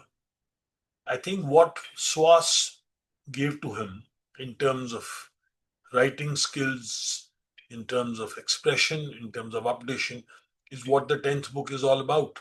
Because it is primarily his effort in updating the case law, in compiling the sections of the book, in producing a world-class product in terms of how presentation is to be made, that the credit really goes to him in this regard. Very insightful approaches from Honorable Justice Dias. I am very grateful and indebted to him that despite being on the bench, he has spoken so freely. He has traced his innings and roots as a family law lawyer when the law itself was in an infancy. And now Kerala takes the lead in terms of jurisprudential interpretation of the law, in terms of a child independent lawyer theme which has been authored and pioneered by Justice Mustak and Justice Dias. And in so many cases where the writ or the order of the court for the welfare of the child has traveled to international jurisdictions in which I have been associated as an amicus. Mr. Vinayak has given us very practical insights of the world outside law by which the entire process of contribution has come about. Dr. Gurpur has traced the evolution process and the academic side. Dr. Mensky has given us a realization that the family laws of India are now so intermingled in an international community in which Indians are involved. And the book is therefore called A Practitioner's Guide to International Family Law and Indian Perspective. Why so? The delay in settlement of disputes in India, the outdated family laws in India, the complexities of clash between foreign laws and Indian laws has led to a color where international law, family law is now viewed from an Indian perspective. And that is the focus of the book. Really speaking, the realization dawns on us because we see the import and export of foreign law judgments in India, and there is a clash on whether they can be adapted. If they cannot be adapted, how are they resolved and what needs to be done? We have not signed the treaty on abduction, but we have signed the treaty on adoptions. We have signed the United Convention Relation on the Rights of the Child. So we have incorporated, but it is a piecemeal effort. I participated in a meeting in Washington in April in the presence of 100 legal luminaries, including judges in the world, in a closed-door meeting, where we stood out in terms of not reforming our law, not joining international instruments of law. But at the same time, a very noticeable development which I see is that our constitutional courts are evolving formulas, methods, reliefs, and solutions in a jurisprudential interpretation under the Constitution of India. So the High Court acting as parents pater in writ jurisdiction, the Supreme Court doing so under Article 32 of its own in a writ, or the Supreme Court in its extraordinary jurisdiction under Article 142 to do complete justice is coming out with formulas and solutions so that we are compatible with foreign laws and we can protect the interest of parties. Is that a solution? Clearly, no.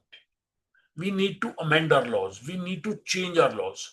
And as Justice Dias traces the roots of his practice to family law, to his innings as a judge on the bench, we need to change. We need to adapt. We have a huge diaspora. We have to craft our laws on the statute book. Courts should interpret the law. Courts should not make the law. So, in this regard, this book is a focus on a legislative framework to sit down and look at laws which need amendment. For example, the Guardian and Wards Act of 1890. It's clearly an outdated piece of colonial legislation which has outlived its utility. Likewise, we need to have a positive mindset in terms of thinking and acceptance of broken down marriages. We do not need to bring in a concept of a fault based structure when the marriage is finished. Therefore, a 5 judge constitution bench of the Supreme Court in 2023 in Shilpa Shailesh has said, once the marriage is broken down, we are not going to send it back to the family court to dissolve it on mutual consent. We are going to do it right here. So the matter is resolved. And now, under Article 142, marriages are being dissolved, parties are being put to rest, alimony is being settled, custody issues are being settled, and wholesome packages of dissolution are being offered. So, therefore, why don't we bring this on the statute book? Why don't we have irretrievable breakdown as a third ground for divorce? We hedge it with safeguards, we give protections. But we should let this go because irretrievable breakdown is only available in Supreme Court. It's not available to the High Court or the Family Court. So this is one gray area where we really need to do serious introspection. Now, I have started drafting divorce consent agreements for people who divorce abroad and want the divorce in India. So they bring a foreign court decree and we take it to the family court and we get a mutual consent, citing the foreign court decree as the settlement. So we are doing this through an innovative court process, but our laws ought to rise to the occasion. And another pointed thing that Mr. Vinayak pointed out, Chandigarh has one family court, and that is also not notified. The matter still goes to the district judge and he sends it to the additional district judge. We need to sharpen our skills. We need a dedicated family law judiciary. We need dedicated family law lawyers. We need coaching, teaching, and training in, as Symbiosis does, in law colleges and national law universities, where family law should be taught as an elective if it can't fit in the curriculum. So what do we need? We need a revolution. And we need Oakbridge to carry the message forward with further books, further publications.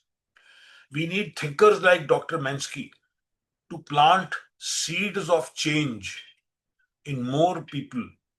He has probably the biggest Indian diaspora teaching community and students from all over India and from Africa and from a lot of other jurisdictions.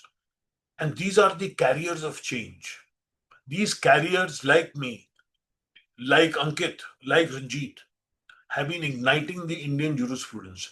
And we need people like Dr. Gurpur who promote this education. We need journalists like Mr. Vinayak who carry the message forward. We need pioneers, veterans like General Nilendra Kumar, who thinks that we should nurture teachers. We should. He has a special program. I am doing podcasts with him because he wants to take the community forward. So I think this is going to what the book ignites is a joint venture of multiple facets of life and law to amalgamate, to bring peace to people. Only if men, women, and children are at peace can they work, can they generate prosperity, growth for the nation and for themselves. And the theme, the nation is one world, the theme of the conference, and the religious message read out or sounded in the beginning, I think is a wonderful, auspicious blessing to the whole enterprise. Thank you very much.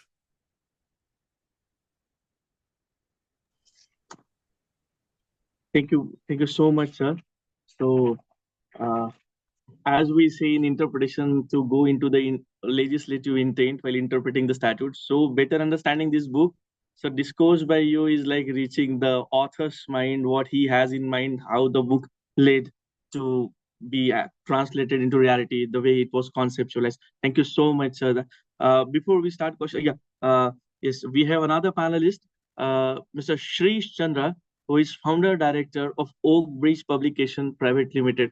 So I would like to know from you your experience with the book and your thoughts on the theme. Over to you, sir. Thank you, Dr. Panchbhai. Very good evening, ladies and gentlemen. I am privileged to be a part of this august gathering. My special thanks to Dr. Gurpur and my authors, Mr. Anil Malhotra and Mr. Ankit Malhotra, for having me over in the program, which includes Honorable Justice Dias, Professor Dr. Minsky, Major General Nilendra Kumar, Dr. Panchbhai, Professor Natasha, and Mr. Vinayak. Oakbridge is the proud publisher of this authoritative book titled Practitioner's Guide to International Family Law, authored by Mr. Anil Malhotra and his extremely bright and worthy son, Mr. Ankit Malhotra. On behalf of the entire Oakbridge family, my heartiest congratulations to our authors. I'm pleased to see that our book is gaining momentum and fueling deliberations in the complex area of international family law with an Indian perspective. I will restrict myself to talking about the publishing experience I had with the authors in shaping this book, which is being talked about this evening. For a publisher, working on a script and shaping it into a book is like a daily mundane task. However, when the subject is niche, complex, and impacts the readers beyond the geographical boundaries of one country, the task becomes extremely the task becomes full of responsibility and care. We feel blessed that our authors, Mr. Malhotra Sr. and Mr. Malhotra Jr., gave us the opportunity to play a role in shaping their latest book and being its proud publishers.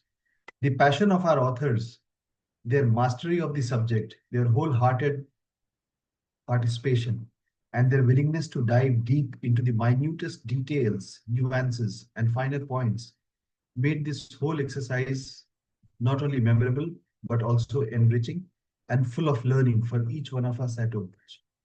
At Oakbridge, it has always been our endeavor to process and provide high quality, authoritative, authentic, and reliable content put together by erudite authors. We see ourselves as a bridge between authors and readers and believe in working on new areas and with bright authors. I wish and hope that the users and readers of this book derive immense value from it and make the painstaking effort of our authors worthwhile. It is in my own interest that this book becomes a huge success, and I wish it so. All the best. This is the second book we have done with Mr. Malhotra, the earlier being The Global Indians in the Law, and I hope that we will remain his preferred publishers for his future works too. Since Dr. Minsky is also here, I would like to thank him profusely for lending a powerful forward to this book. And at the end, I once again thank Dr. Gurpur for having me in this program, and I thank you all for your attention and your patient hearing. Thank you so much. Thank you so much, sir. So we have now reached the most awaited that question answer session after actually simulating the thoughts and implanting the seeds that definitely will germinate into the research trees, giant oaks of tomorrow. So may I request the audience participants to place their questions into the chat box. But before that, I would like to ask one question by the time we get the questions as generated in the chat box. So my first question is to Professor Minsky.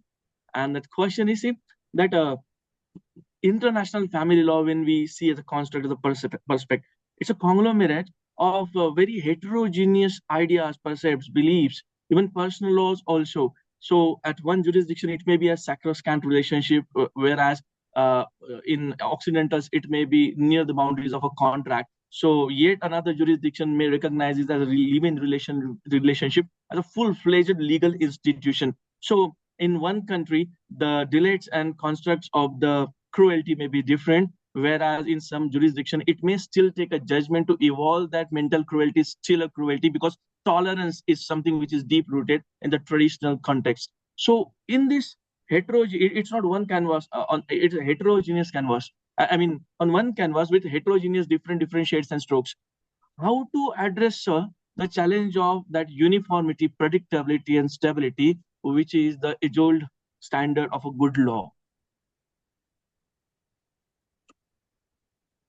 You have to unmute.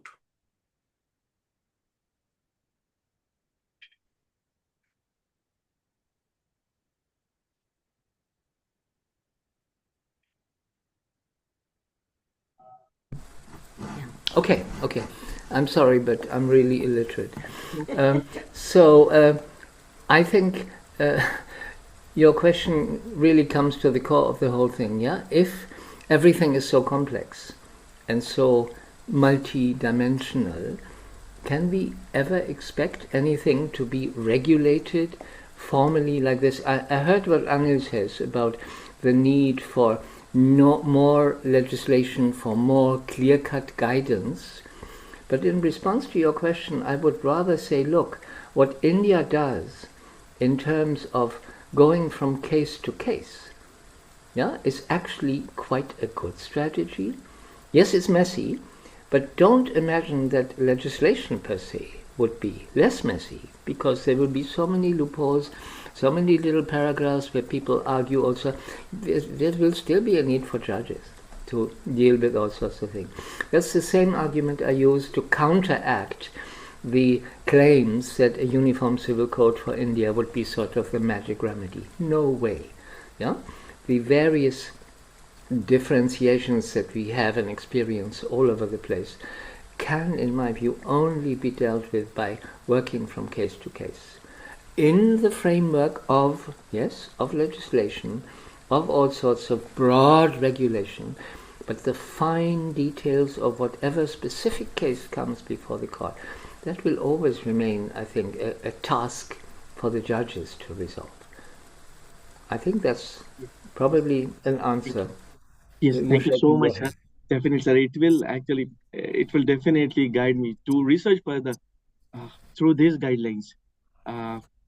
So the next question, Ramesh, sir, I think he has left. Ramesh, sir, if he is there, I have one question. See that the recent U.S. policies, such as Trump administration's proclamation and the Project Firewall initiative, they have actually introduced a stricter H-1B visa fees and security, causing uncertainty for Indian professionals and their families abroad. So the question in context is, an executive order which proposes denying automatic U.S. citizenship to children born in the U.S. to parents on the temporary visas, which significantly impacts the families as that family law aspect of their lives. So this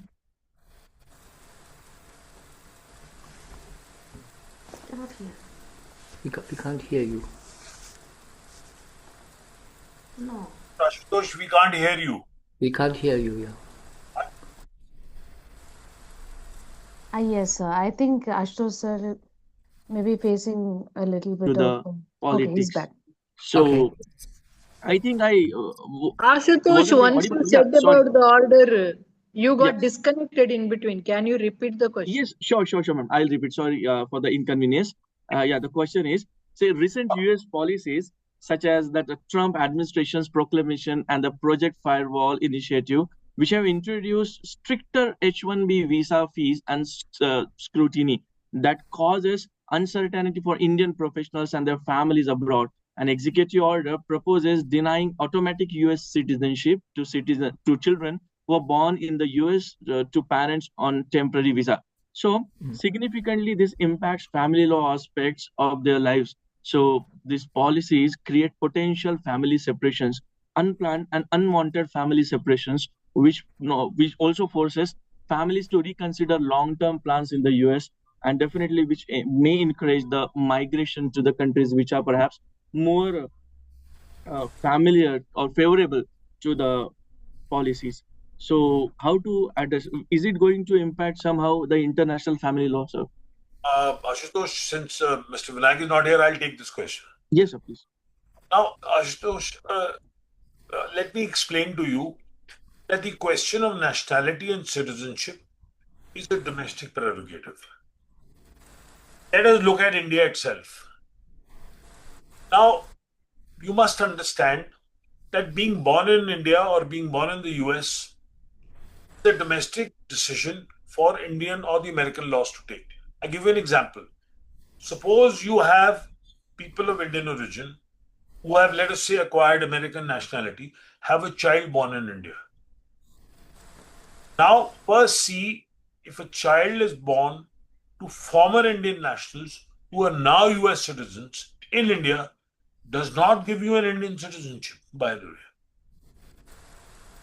You can go and register the birth in American mission and you will get an Indian passport. I have seen it in a child abduction matter. The child was stateless because the mother and father were still in litigation. The matter was pending. Boy could not travel to the US till the parents decided to implement the decision of the family court, high court, and affirmed by Supreme Court. So we do the same as what Trump is doing now. So why should you complain? You are going to America and you are planning to have your child born in the US, and Trump has decided to say no. Too bad. Why have you gone there? Why are you giving birth there? So that's not an answer. What is happening as per the domestic laws of a country in matters of nationality or citizenship is their business. India cannot dictate to the US, or India cannot dictate to any other country. Likewise, when an Indian child is born to Indian parents anywhere in the world, you can go to the foreign mission or the Indian High Commission of India in that country and say, please register this birth. We want an Indian passport for the child. You may or may not qualify for a passport of that country. So that is an internal story of that country's law and policies. I think bringing in family law into the issue of citizenship and nationality. See, marriage is not about getting foreign nationality. Marriage and relationships in living abroad is not about getting passports of that country. Dr. Mensky married an Indian national. They decided to live in England. Their children were born in England. They have No. they were born in India. They were born in No, Germany and England. Germany and England. Now they have married further foreign nationals and they have gone to different countries. Not have children in the UK so that they could become, they'll live their own life. So what I'm trying to explain to is, let us not mix family law with domestic laws of country. It is their right. That should answer the question. Now, Ashutosh, we move to the next question. Please keep it. Sir. Yes, sir. So, sir, recalling the line from your own book, marriages are arranged in heaven.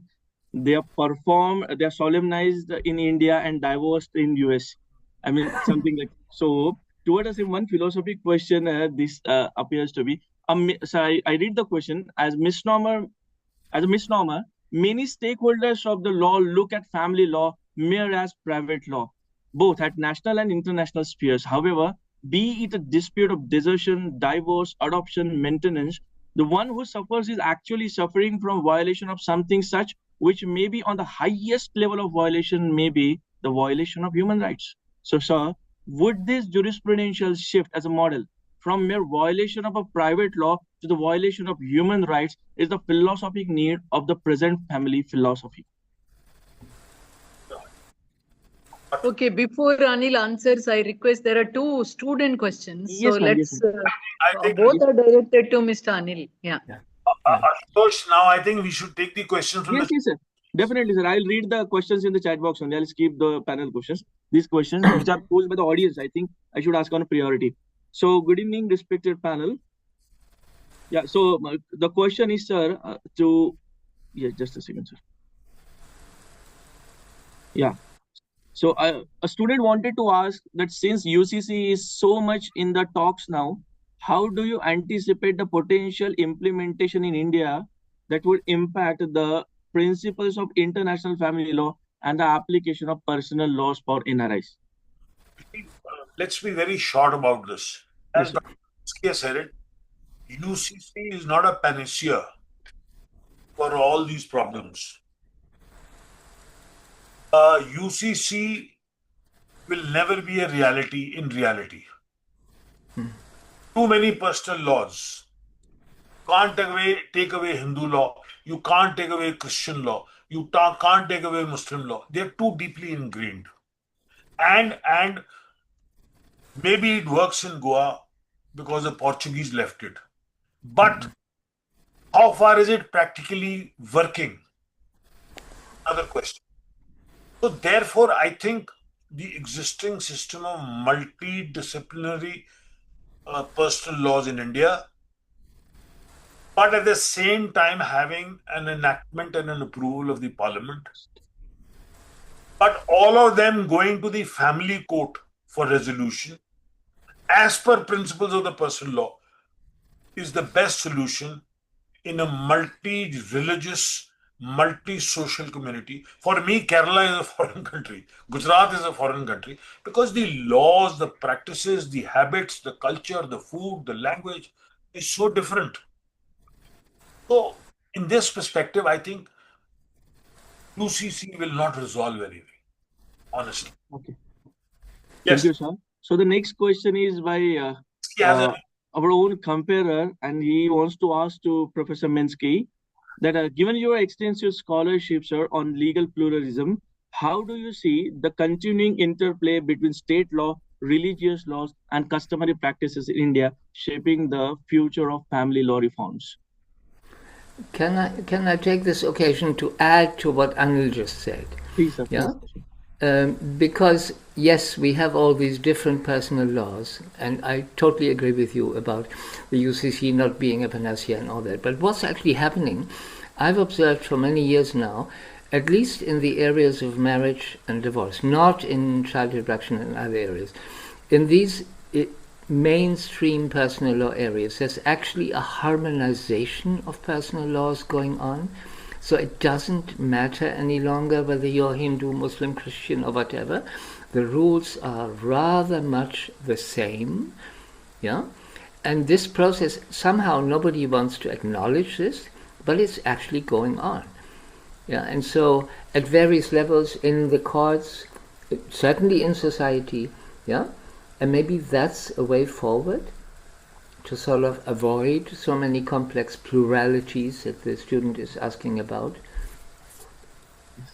Thank you so much, sir. So next question is to Advocate Anil Malhotra, sir, and a student, Tisha Jacob, she wants to ask, sir, if one wanted to do research or write on international family law, what themes or research gaps would you recommend that we should explore for better research? straightforward answer is tell Professor Shashi Gurpur to get in touch with Oakbridge, get 50 copies of the book, read 9 sections of the book. Each one is juicier and more stimulating than the other. Pick up surrogacy, pick up adoption. So you are not audible. What I'm saying is, hello, can you hear me? Dr. Mensky can hear me. Yes, sir, we can hear you. Yes, we can hear you. What I'm suggesting is that you need to read this book. It's a list of our work for 25 years. The book has 9 sections and each deals with different areas. And these are all actually areas which I have answered in expert reports over 3 decades. The questions are all there. The answers are all there. They are now generalized situations. There is a need for reform in every area. Pick up surrogacy, pick up adoption, pick up what interests you. Don't be bound down by marriage and divorce. Pick up what stimulates you. We are now entering a constitutional jurisprudence where a 9-judge constitution bench in Puttaswamy says right of privacy under Article 21 is right to life. So whom do I marry? How do I procreate? Should I marry? Should I not marry? Should I live in? Thought process which is coming in through the judicial systems. Pick it up and develop your mind whether live-in should be legal. There is already a recognition of live-in relationships by in Gujarat what we called as Maitri Karar. Maitri Karar is now filtering in as a live-in relationship or a relationship in the nature of marriage under the Domestic Violence Act.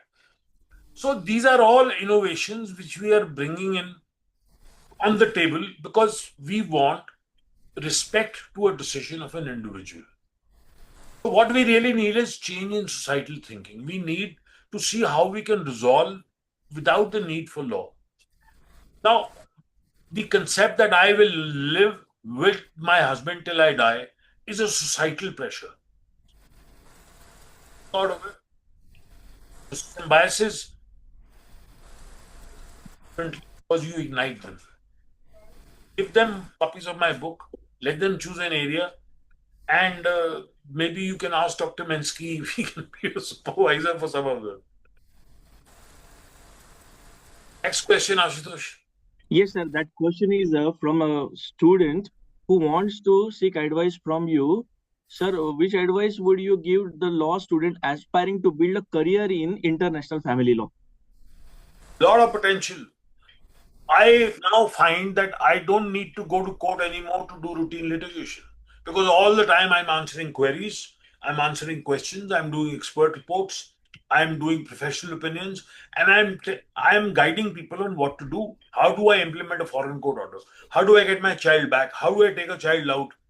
Societies, boroughs, and councils in England are asking me, how do we relocate children to India? Because these children are suffering here, they can't survive, they are being abused. So there is an active need for developing a family law practice extensively. We need more family courts. We need more energized judges.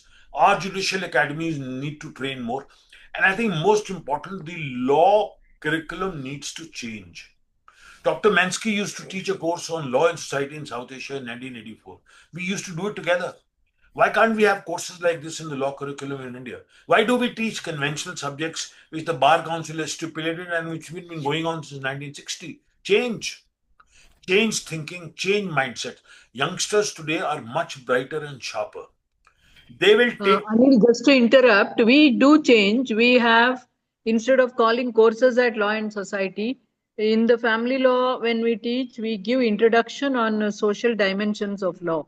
So Law and Society is integrated into relevant courses. So always the ethos is captured, but I agree with you, not all law schools do this. Because I remember when we were training teachers, when Dr. Menon was very active, one American professor was there and she said that family law means all about tears and losses and no big fee and listen to the cry.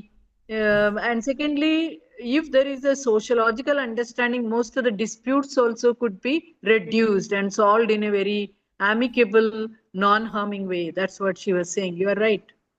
Ma'am, let me tell you, family law has grown. The biggest litigation I now find is property settlements and marital disputes. 30,000 crores is involved in Karishma Kapoor and Sanjay Kapoor's estate. There are a lot of big families, business houses, in which there is a chapter on this in the book on family settlements. You don't go to court, you settle matters before the end part comes and you decide you will not go to court. This is how you will divide the assets. You save on lawyers' fees, you save on family image, you save on destruction of property, and you are able to resolve the matter. But you need smart family lawyers. I think Mrs. Nurlanili Deshmukh in Bombay is the most effective person who goes and mediates, talks to the opposite side. How can we settle the matter? I have dealt with multiple matters where we are settling the matter internally by a so-called. Yeah, I agree. So that is what students were asking also about Mediation Act being there. How do we invigorate this? There is one interesting question from Mansa. Have you asked Dr. Ashutosh, Mansa's question. Mansa's question, please. Dr. Ashutosh. I will read out. Mansa, first year BBLLB student, Yes, very madam, it junior. is it is next in the queue. So, Yeah, so sir, quickly tell that. Manasa first. Yes, yeah, I'm reading the same question, ma'am. So, a student, am I audible to you all? Yeah. So, a student, Manasa from first year BBLLB, if she wants, who is member of the academic and research cell also at SLSP, she is deeply interested in your book, sir, and had a question that which is the case, okay, that recent times you underwent. What was the recent case of international jurisdiction that stood out to you, whether due to the judgment or any complex factual matters involved in that case, which you have included in the book, that still remains in your mind? There are two matters which I have done. One was in Bombay. There was a husband who was a lawyer, practicing lawyer, and a Dutch lady. I can't take names because of privacy. They were married in Netherlands. The man had settled in Netherlands. He had an Indian passport. They fell apart. They had a daughter. They got divorced. They settled everything in Netherlands. He was given visitation rights and he brought the child to India, but he refused to return the child despite having agreed that he will take the child back. They are not a signatory to the Hague Convention on adoption, on abduction. So she came here and we filed a writ of habeas corpus. And he go back, and he made all kinds of allegations of racism and so on and so forth, which I think the Bombay High Court handled brilliantly and said nothing doing, you have violated. He kidnapped the child again or removed the child again from the custody of the court and tried to flee. He was brought back, caught. The matter was settled in a record period of 7 weeks. I compliment the Bombay High Court for giving me such effective help, but it was very painful, expensive. But I was able to get the child back to Netherlands. The second matter I'm doing is of an inter-country adoption matter, in which, despite the Supreme Court having given clear directions that a Hindu adoption does not go through the rigors of the adoption convention, still battling. Problem is, there has to be a mediation approach. There has to be a facilitatory approach. In India, every family law litigation is an adversary litigation. We fight to thin nail. The court needs to put an end to it. A child has no voice. In a custody litigation, a child is social currency, egos. So these mindsets need to change, and I think that is how an effective lawyer, a good lawyer, and an amenable bench. Yes, Ashutosh, next question, please. Student only.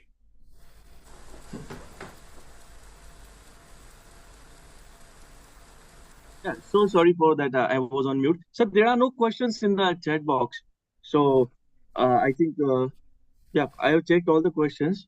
So let's give the floor to Natasha now so that she can do her analysis. Okay, sir. Yeah.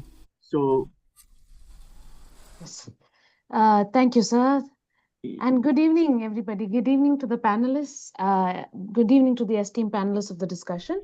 Before we begin, I'd like to take this opportunity to thank Professor Dr. Shashikala Gurpur ma'am, Advocate Anil Malhotra sir, Dr. Ashutosh Panchbhai sir, and our distinguished panelists for giving me this opportunity to deliver these concluding remarks.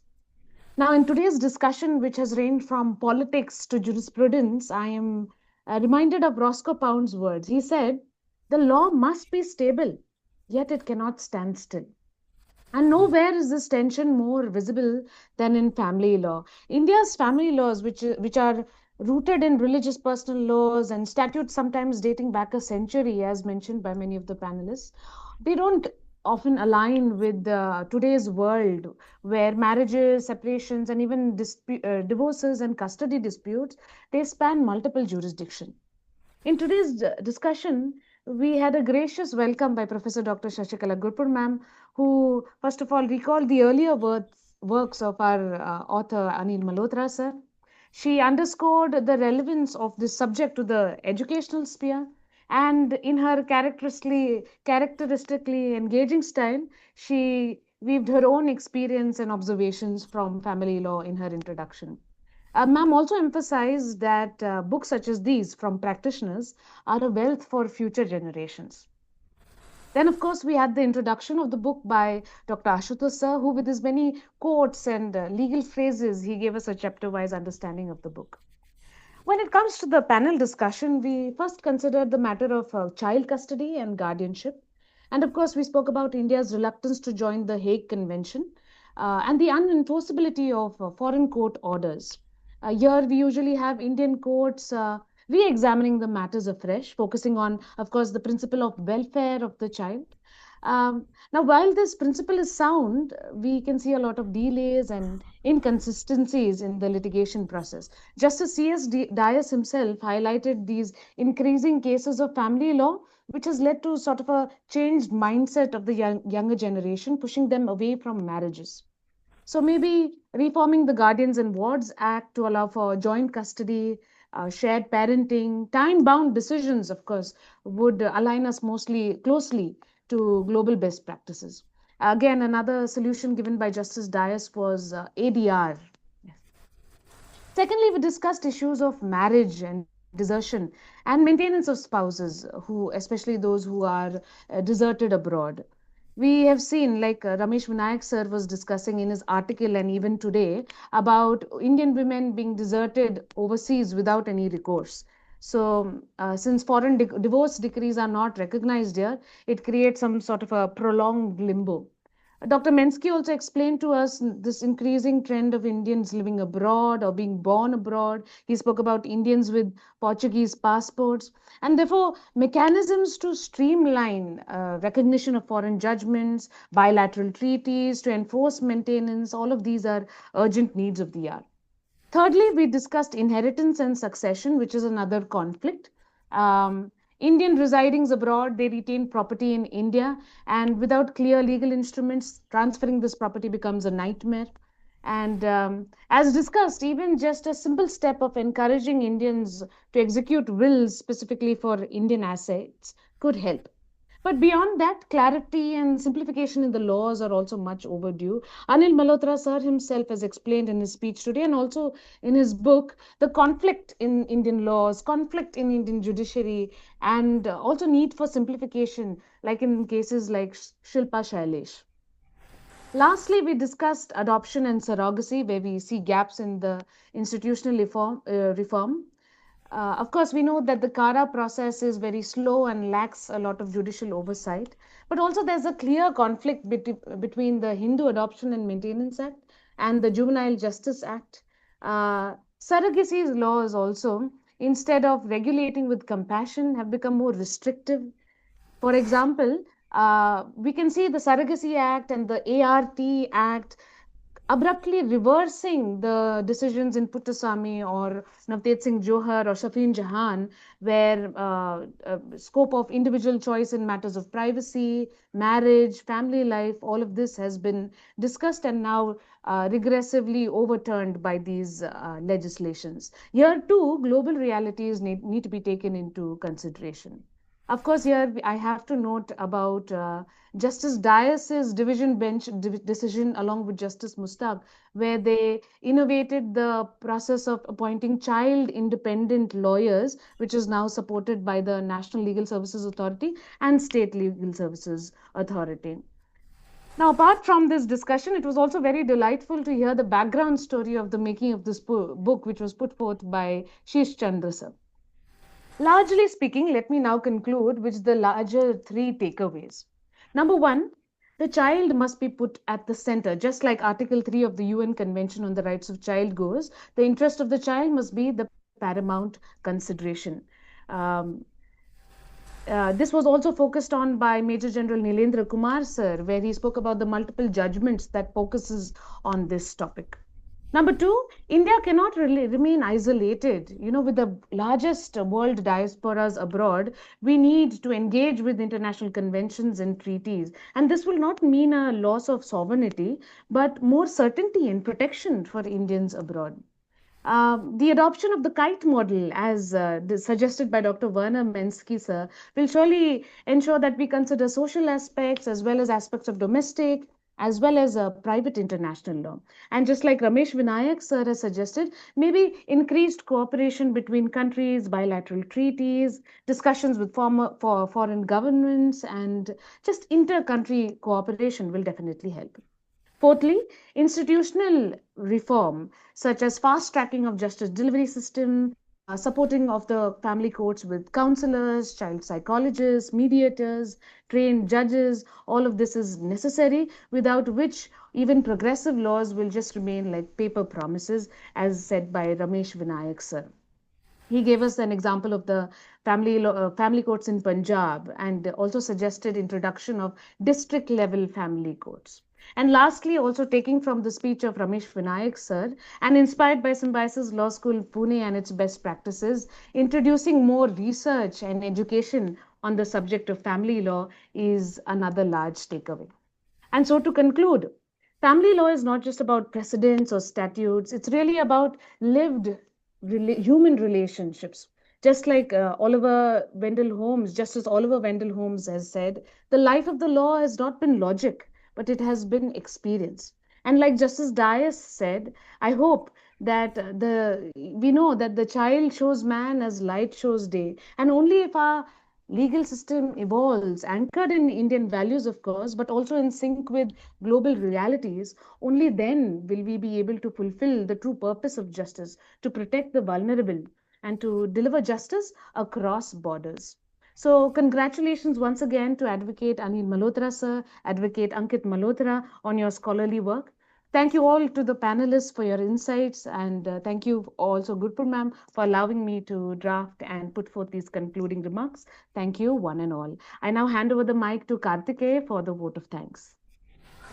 Thank you so much, Professor Martin, ma'am, for graciously summing up the discussion. Ladies and gentlemen, we have reached the final segment of today's program. It is my privilege to deliver the vote of thanks. On behalf of Symbiosis Law School Pune and Professor Dr. Shashikala Gurpur ma'am, I extend our deepest gratitude to all the dignitaries, panelists, and participants who have joined us today. A special thanks to Professor Dr. Shashikala Gurpur ma'am for her inspiring welcome address.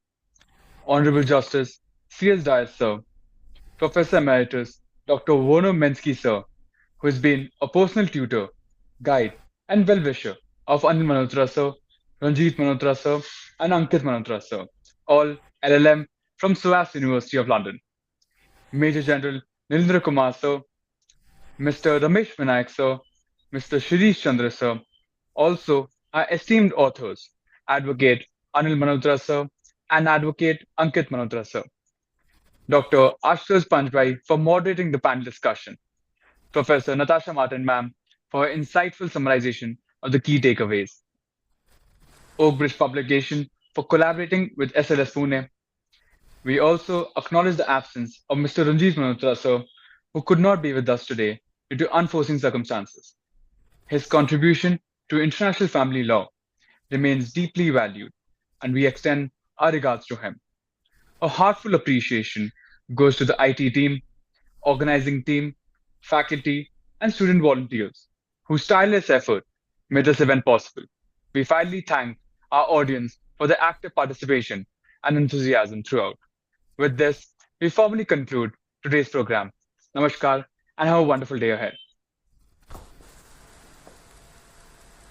Thank you. Thank you, Kartikeya. Thank you. Thank you, sir. Thank you all. And Professor Mensky, it has been so valuable to listen to you, so brilliant. I hope we have the fortune of hosting you soon. And thank you once again. And Anil, all the best with everything. Dear students, faculty, everybody, I have to leave the forum. Thank you very much. Good luck. Thank you. Thank you, ma'am. Thank you so much. Yeah, thank you. Take care. Thank you. Well done. Yeah.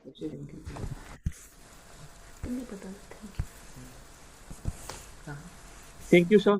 Thank you, Anil.